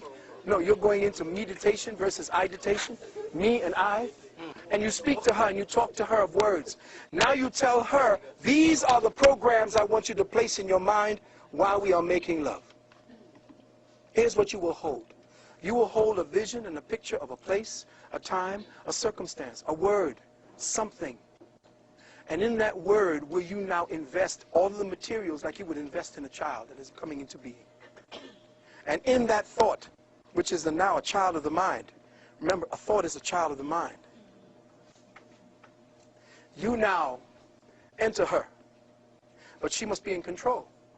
Because for her to keep it, she must be in control. Therefore, she must be on top. So you sit down and let her sit over you. As you sit over her, or she sits over you, the Kundalini energy right above the anus, right there. You start playing with that area. Let her find the spot, what they call a G-spot. Could you imagine white people naming certain parts of the female body after themselves? The G-spot. She will find a place along the yoni, right back behind the clitoris, that little rough pad back there. When she finds that, sisters, you keep the programming that was agreed upon as you begin to feel the sexual energy build inside of your body. What you are doing with that sexual energy is that you are giving life to the thought. The more you keep the energy, this is practice, the more you, see, so it's going to be fun. So you keep the energy, sister, keep the fold, keep the focus. As it's building, you're going to start feeling it. And you can tell when they get it. Brothers, you are the scientist. You are the one that's controlling the energy in her body. You're watching the energy flow. As she takes off, you begin to see where the energy is because you'll watch it. If you're watching her body from here, you will see the body the aura begins to change from here to the heart chakra. And then all of a sudden, you look at the nipples, they begin to grow. You know the energy is in the breasts. And then all of a sudden, it starts going into the arms. When it reaches the head, what happens, brothers?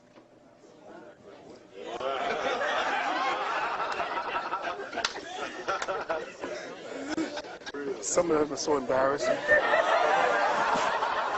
Right? But when it's in the head, Then that's when you start focusing in on her, and you pull her to you, and you tell her, you reinforce the dream, you reinforce the image, the vision, and she's keeping it. Meanwhile, brothers, as you're saying this, you got to stay hard now, because two minds is not, cool. Because remember, when you don't want to come, what, baseball, weird shit, don't exist. It's like, okay, baseball, cars, what am I thinking about? See, because when you're starting to think of something else, you can't keep the soldiers, at attention. So what you have to do is to be of two minds, and you have to maintain that. And I bet you can heal yourself, sisters, in the womb. You can heal headaches, fibroids.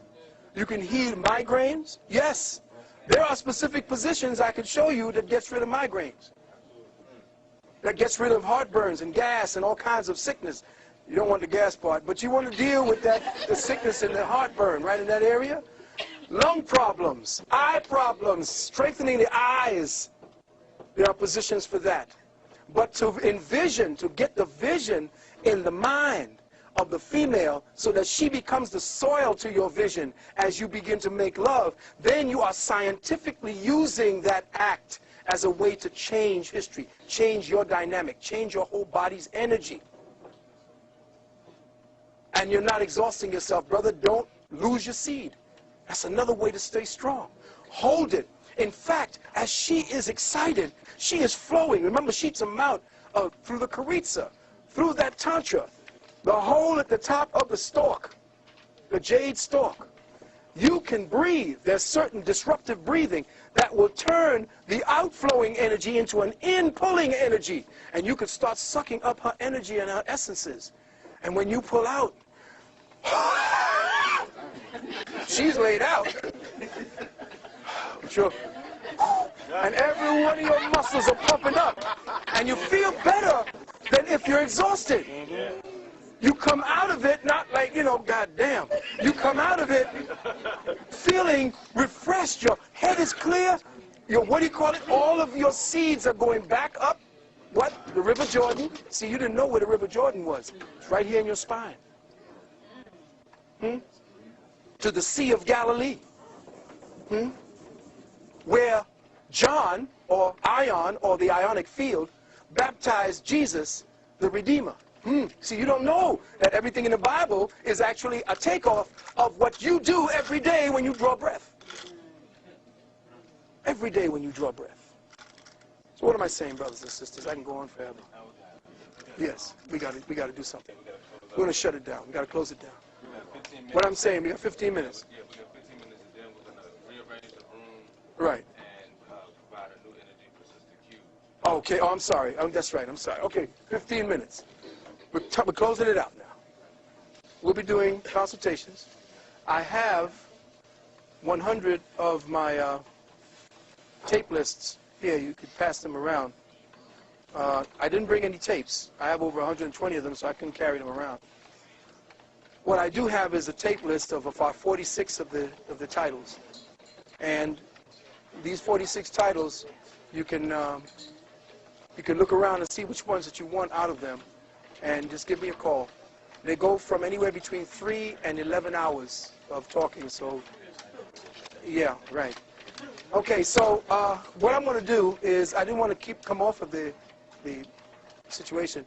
If there's any question that you have, any question you have dealing with the circumstance we were talking about today in African spirituality, or the circumstance we're talking about dealing with Light Code Lockdown, let's do it very quickly now, very short. All right, someone dropped some information on me. Said when you look at the encyclopedia of the President of the United States, they always say the President of the United States and never say United States of America. Exactly.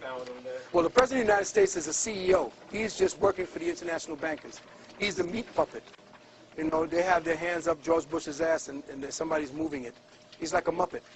He doesn't have any say-so. He just does what he's told, essentially. Yes, sister was back there than you. Yes?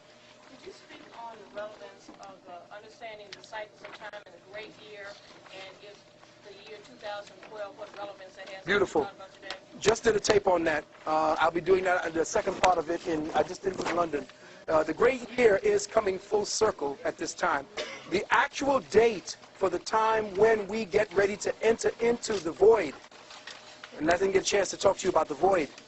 The great void that the Olmec Mayan masters were talking about is October the 28th, 2011. That's when we begin to enter the void. 2012, we will probably be in it pretty much for the 3 days of darkness. The significance of that is that the Earth is going through a magnetic shift. In fact, we just got substantiated last week that NASA said that the Earth has slowed down substantially, which means that when the magnetic energy drops, the electrical energy rises, which means consciousness will quicken everyone. And where you are, the level of consciousness that you're on, that's where you're going to be operating from.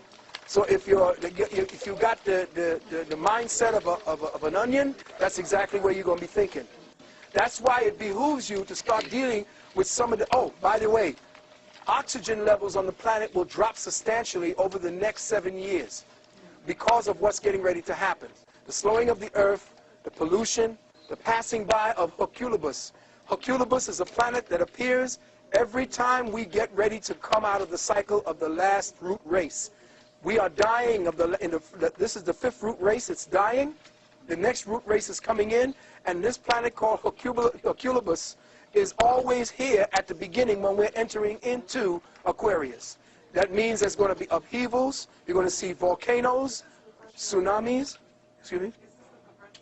Yes, the progression of the equinoxes. We're talking about going into the Aquarian age, which is the time when we're going to be 2,165 years in Aquarius. But every time we enter the first stages of Aquarius, there's great upheaval, madness, the falling down of all of the last cycles of the races that came before them.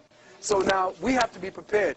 If you wish to get into the nutrients that I've discovered and I've researched that you're going to need to be able to deal with the heavy level of oxidate, what do you call that stuff that they deal with, antioxidants against that? Free radicals. The free radicals are going to be rising on this, especially in cities. So if you want, I will give you a website you could go up to. It's called Young Living. youngliving.com.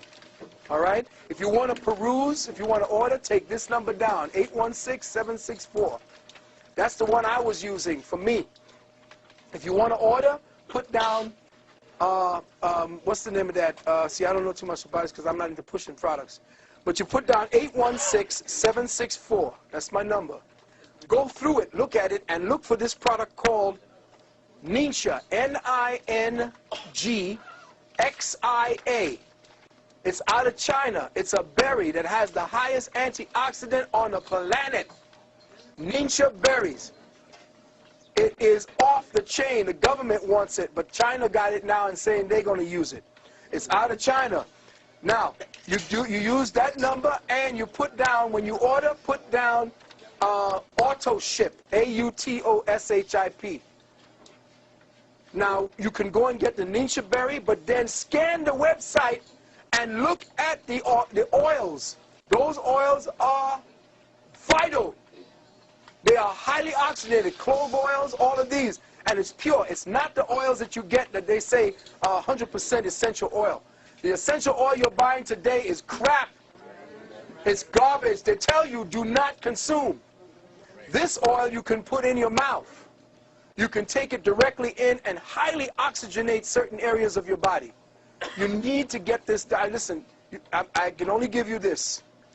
The specific materials that I can give you is last minute. I don't see you every day. I'm traveling around the world trying to get as many people in the communities aware of what's out there. The unfortunate thing about it is that the cracker got all of your materials, and he's using it to save some of his own. So I'm saying use what you can, and I'm giving you that website. He even tells you that the oils he got from Kemet, from studying the Kemetic philosophies. All right, so very quickly, we only got about 5 minutes. Okay, melanin coming into the galaxy. Oh, that's right. I'm sorry, sister. She had her hand up first. You go ahead. Oh, the straw man. Okay. I want you to take this website, this email down. For those of you who wish to deal with the straw man and how to get out of the system, there is a sister, her name is Sister Myra L. She will be holding a 13-week course up in New York. She just had her class. But you write to her email is Ashira, A-S-H-E-R-A, Ashira at earthlink.net. Ashira at earthlink.net. And you say, I was listening to Brother Valentine. He said that you may have some tapes or CDs on spiritual sovereignty. All right? Please let me know how I'll be able to get in contact with it. Now, this course is expensive because it's going to get your ass out the fire. Whatever you can do, it's a 13-week course. See if you can get together and maybe just send 1 or 2 people to the class. Let them stay up in New York for a while they're doing it. Just finance that. Once they got it down, they can come back and give it to the group. Because this sister is bad. She just kicked the judge's ass. She was dropping shit on the judge, oh man, she just waylaid them. So now, if you want the science to get out of this so that you know how to navigate, and that's what a Moor means. A Moor means a navigator. You want to know how to navigate? Talk to this sister, or at least write her, and do it like yesterday, if you want to know. Brother asked a question about the melanin that's coming into our society, our galaxy. Right now, at the edge of the Milky Way, scientists in Rome found that melanin is now coming in its rawest state into our atmosphere. And they see that the melanin is not just a melanin with a what do you call it? A design structured like a molecule. It's organic. Let me say this again. The melanin coming in from outer space, the dark matter material, is organic. It's DNA. It's the ancestors coming back. And it blew the mind of the Rome scientists, and they're now studying it. They're now studying cosmic melanin. They call it cosmids. And they're coming in right now at this particular time. One more question. If that's it? Yes, the hieroglyphic, or what we call Medunache. Yes. Can we find out more information about the melanin coming in? Uh-huh. Where can we find out? Go up and look for, it's a European site we found it at, and it's called Cosmids, Plasmids, and Fullerenes, Fullerenes. Cosmids, comma, Plasmids, Plasmids, and Fullerenes, Fullerenes. And then do a Google search on those, and it should put you into the website where they're speaking about that. In fact, they found this dark matter coming into our galaxy, and they sent up, check this out, they sent up satellites to investigate it, and guess what the satellite's name is? The Rosetta.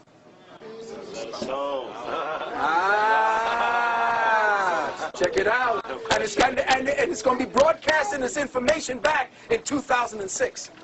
Yes, sister. When are you coming back to Richmond, Virginia? I have no idea when I'm invited. I just loved it here first and foremost. Brother, I'll tell you, this has been a beautiful experience for me. It reminds me of when I was out there in London and around. You people here have been just wonderful. And I thank you for your attention.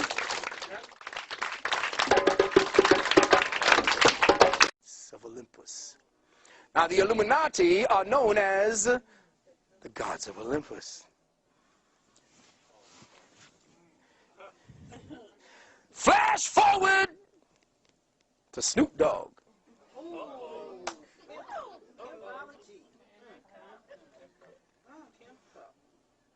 And what do you see them carrying around? The chalice and the pimp cup. Faggots all. For the man. If they ain't taking it in the booty, they taking it in the ear.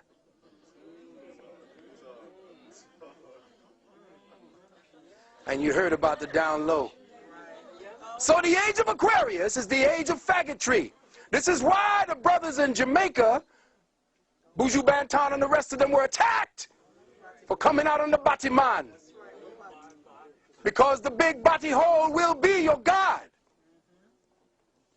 And don't believe anybody who's just saying, I'm bi-curious. Brother, you're not bi-curious, you're a faggot.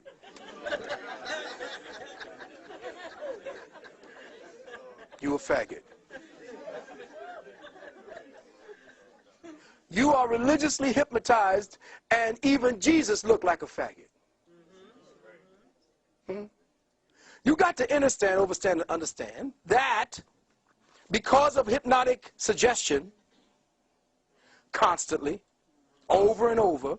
See, this brother has some sneakers on that's really deep. May I? Take them off for me. Let me see. Take a look at that. Zoom in on the tongue. No. No. The backward star is the star of Lucifer. It's the goat. It's the goat of Mendes. Symbol of the goat of Mendes right there. Horns with the ears. I want you to check out also. I want you to check out your, who got a Dodge Ram truck here? Check out your Dodge Ram symbol. They tell you it's actually a ram, but they were slick because the shadow in the ram's part is a goat. It's deep. They keep bombarding you, telling you who's real and who's not. The ones controlling you and got all the power worshiping Lucifer. You dead, broke, poor, ain't got shit in your pocket, and you worshiping who? Jesus. Something's wrong. We worshiping the wrong person. And we paying for it. If you're going to worship somebody that's going to get you something that you want. But worshiping Jesus is a waste of time. Jesus brought you over here.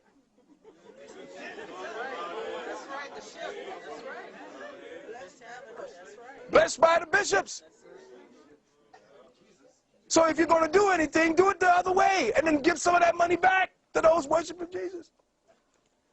Go get it from Lucifer. Bring it back to your people. Now, I'm not saying, you say, oh, God, hell no. See, now everybody going to start sacrificing goats and chickens and shit. I'm not talking about that. I'm talking about the fact that what we have here, if I may, what we have is a problem dealing with deprogramming.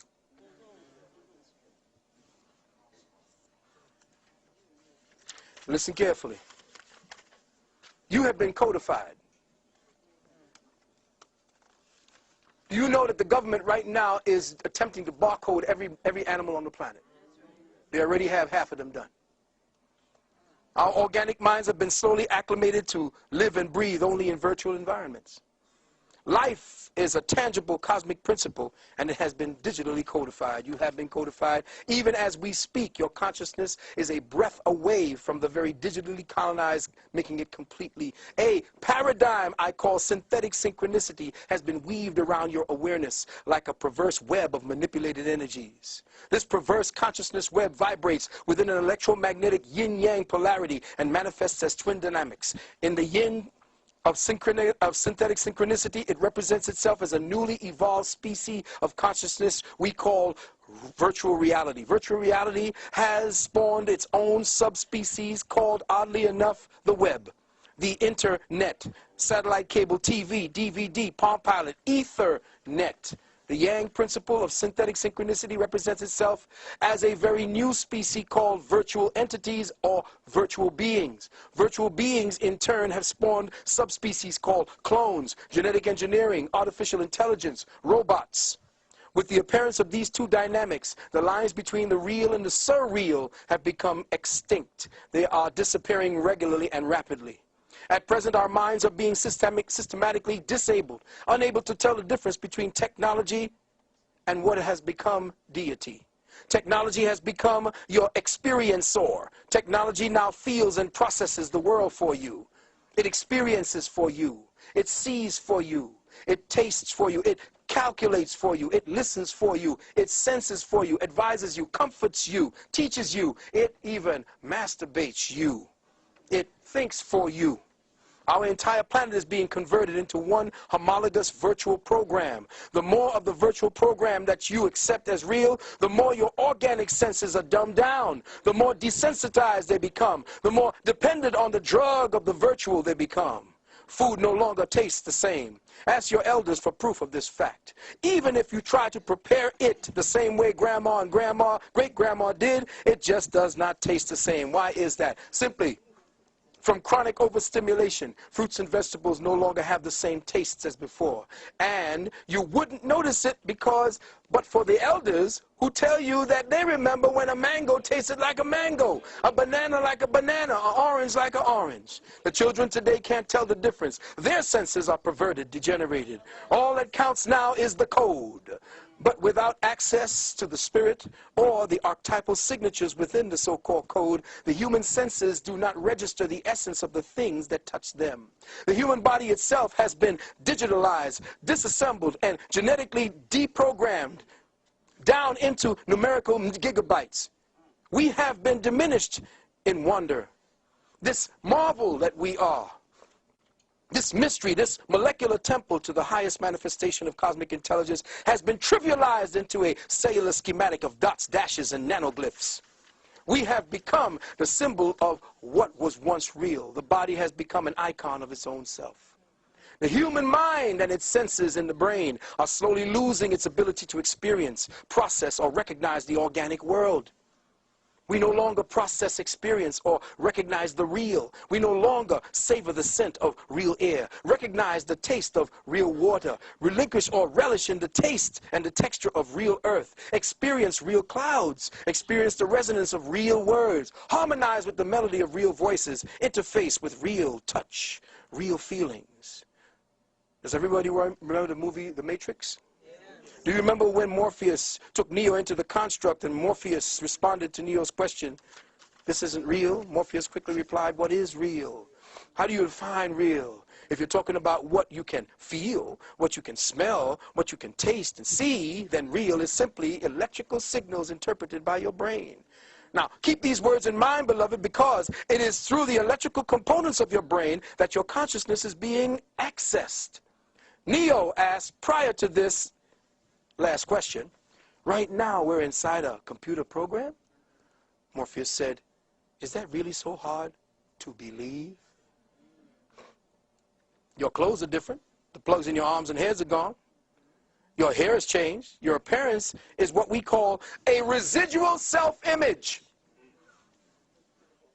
Is this the mental projection? It is the mental projection of your digital self. The world that we think we see and mentally process is actually a residual projection of intercepted light. We, all of us, live and exist in a virtual continuum I call synthetic synchronicity. Synthetic synchronicity is a virtual projection of reality that has been interfaced with the organic light code impulses, that is, the cosmic codes of ascension that hold the archetypal hologram image of the evolving human in its course to enlightenment. Now here's what's happening now, beloved brothers and sisters. All that we see today, all that we are hearing today, all that we think we process is real, all you think is a sound of 50 Cent and the game and all of that, it ain't real. It ain't real. It's a virtual reality program, and you are plugging into it by your acceptance and participation in it.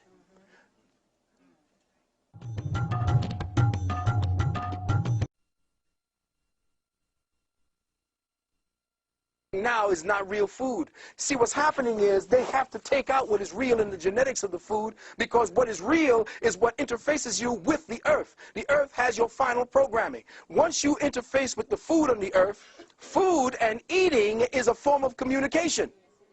So when you eat, you communicate with nature. Once you change the codes that are supposed to go in and teach your genetics what to get ready for with the incoming light codes of transmissions with consciousness and ascension, they have now polluted your insides, destroyed the genetics, therefore the wiring can no longer pick up the light codes. Now, brothers in the nationalist community, when I was talking to them about dealing with metaphysical thinking, they were thinking I was talking hocus pocus. No, get that ooga booga bullshit out of here. Pick up the gun and go. I said, that formula don't work no more. They got that shit checkmated. You got to come at them the way they're coming at you. These fools took science and went into your graves. Why do you think they spend so much money and time in your graveyards? Because they are studying the sciences that made you great. They, in their limited ability to process light, can only see half of it and only use it as a weapon. They can't use it to rise any further because the cracker can't go any further. He has to go further through your womb. That's right. That's right. He cannot evolve out of this particular type he is right now. He needs the black womb to get the fuck out of here. That's right. That's right. He's shut down in his own crackerness. His lack of melanin completely shuts his ability to move to the next species threshold of existence. The next species threshold of existence is locked within the melanin code. So he has to pervert it. He has to destroy it. He has to attack it. And he has to use it. Why do you think Rwanda scooped up all the hundreds of thousands of bodies? Where'd they go? Wasn't no mass graves. They went down here to Langley. Some went up into the northern parts of Europe and were melted down. And I have asked, where are all the bodies through all the centuries? What happens? They are using it as a food source. Food source. See, you know, you can't look at these things and say, well, goddamn, let's just throw some. You just taking it all the way out now, Brother Valentine. There's something wrong with you now when you're talking about them eating black people. Yes. You got to remember that he cannot see beyond his abilities. His first eye, what you call the third eye, is shut down. Because it's shut down, he can't see the possibilities or the probabilities. He has to work with what he has here now. And he's following you. Every time you make music, he dissects it. He's checking it out. Every time you dance, he's writing the shit on the floor. What the fuck is that? When the brothers and the sisters began locking and popping, you didn't know. A lot of the brothers and sisters didn't know that the ancestors were saying it's time to get back and study the Medu Neter. So every time you all would lock and pop, I'd be... Got it. All right. Whoa, that's been... Oh, I didn't see that one. Because the ancestors were communicating through the young boys. And they were hitting these deformed poses that were the hieroglyphs coming through. Those were the spectroglyphs going through the untainted mind. And we were not, the spoken word came later. But I'm talking about the dance. The dance is the most organic form of spiritual expression there is. The word is calculated. The dance is not. So when you're looking at the dance, you are seeing which spirit is coming through, what it is. And when they started popping and locking, I said, the ancestors are back. Get ready. They're here. Start getting your notepads out. Start getting your translations. Start opening up your mind. Drop your religion. And reach for the sky. What happened again? When you begin to understand who you are, you lose all necessities, or what they tell you are necessities. You see, I told a young brother just the other day, yesterday, and a young sister, I said, no real food creates a craving. Let me say that again. No real food creates a craving. You don't Jones for apples. But you Jones for a chicken wing and some ribs. Soon as you smell it. That's your addiction.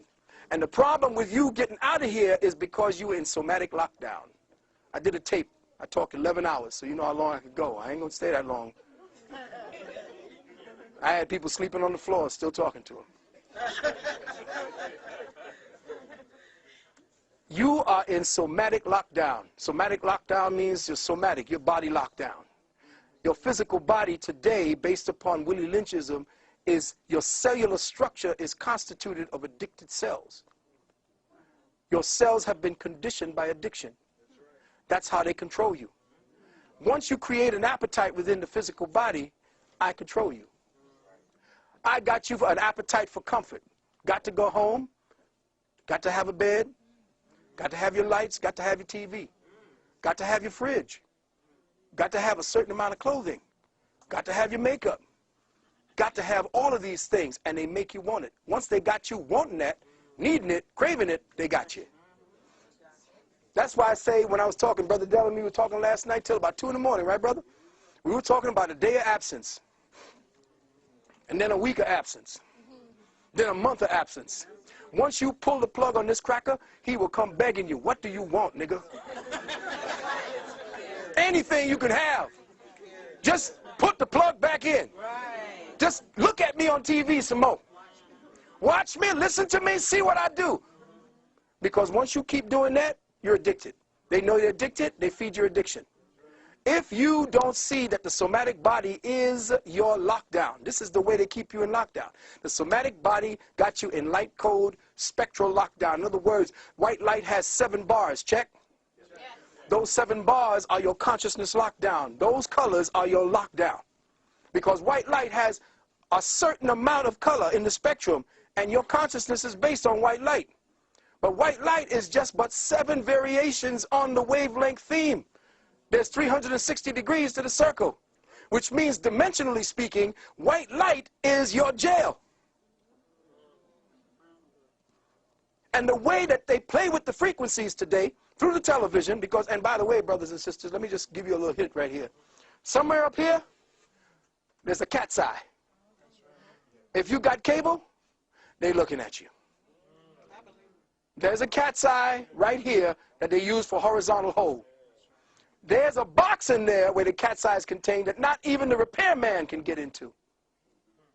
If you think pulling a plug out the wall is going to do it, forget it. If you got cable, they're looking at you. They said that this thing is so damn powerful, it could pick up the hair on your asshole while you humping on the couch.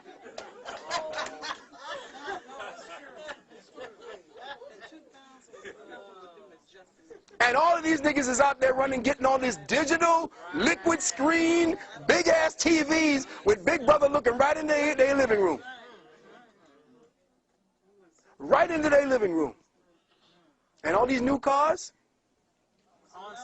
Oh, yeah. They got y'all. They're tracking y'all good. And get ready for your what do you call it card? Your national ID card is coming. And I'm going to drop this for y'all. This is a little gift I'm going to drop for y'all. Get ready for the October surprise. October surprise is that they're getting ready to sign legislation where eminent domain is that they're going to take everything you have. Why? Because the international bankers today have now called in the debt. The United States can't pay it. If you are part of the United States, they got you. This is concentration camp time, brothers and sisters. This is how they're financing the war in Vietnam, in Iraq, same damn thing. What they're doing is they're locking brothers up. And every crime has a price. The highest one is murder, manslaughter 1 and 2. These have a price to them. As soon as the judge finds you guilty, he runs in the back, calls down to Wall Street, and writes a bond on your damn case number. That case number now goes out and is picked up and sold over as an exchange. Investor picks it up. It's $4 million, say, for a murder. $4 million, the investor picks it up. They sell it to them for $40 million. The investor pays $16 million. They take that money and they put it into the Securities Exchange Commission, and that now becomes a bond worth $400 million. And that's how they are financing the war with the brothers in jail. Using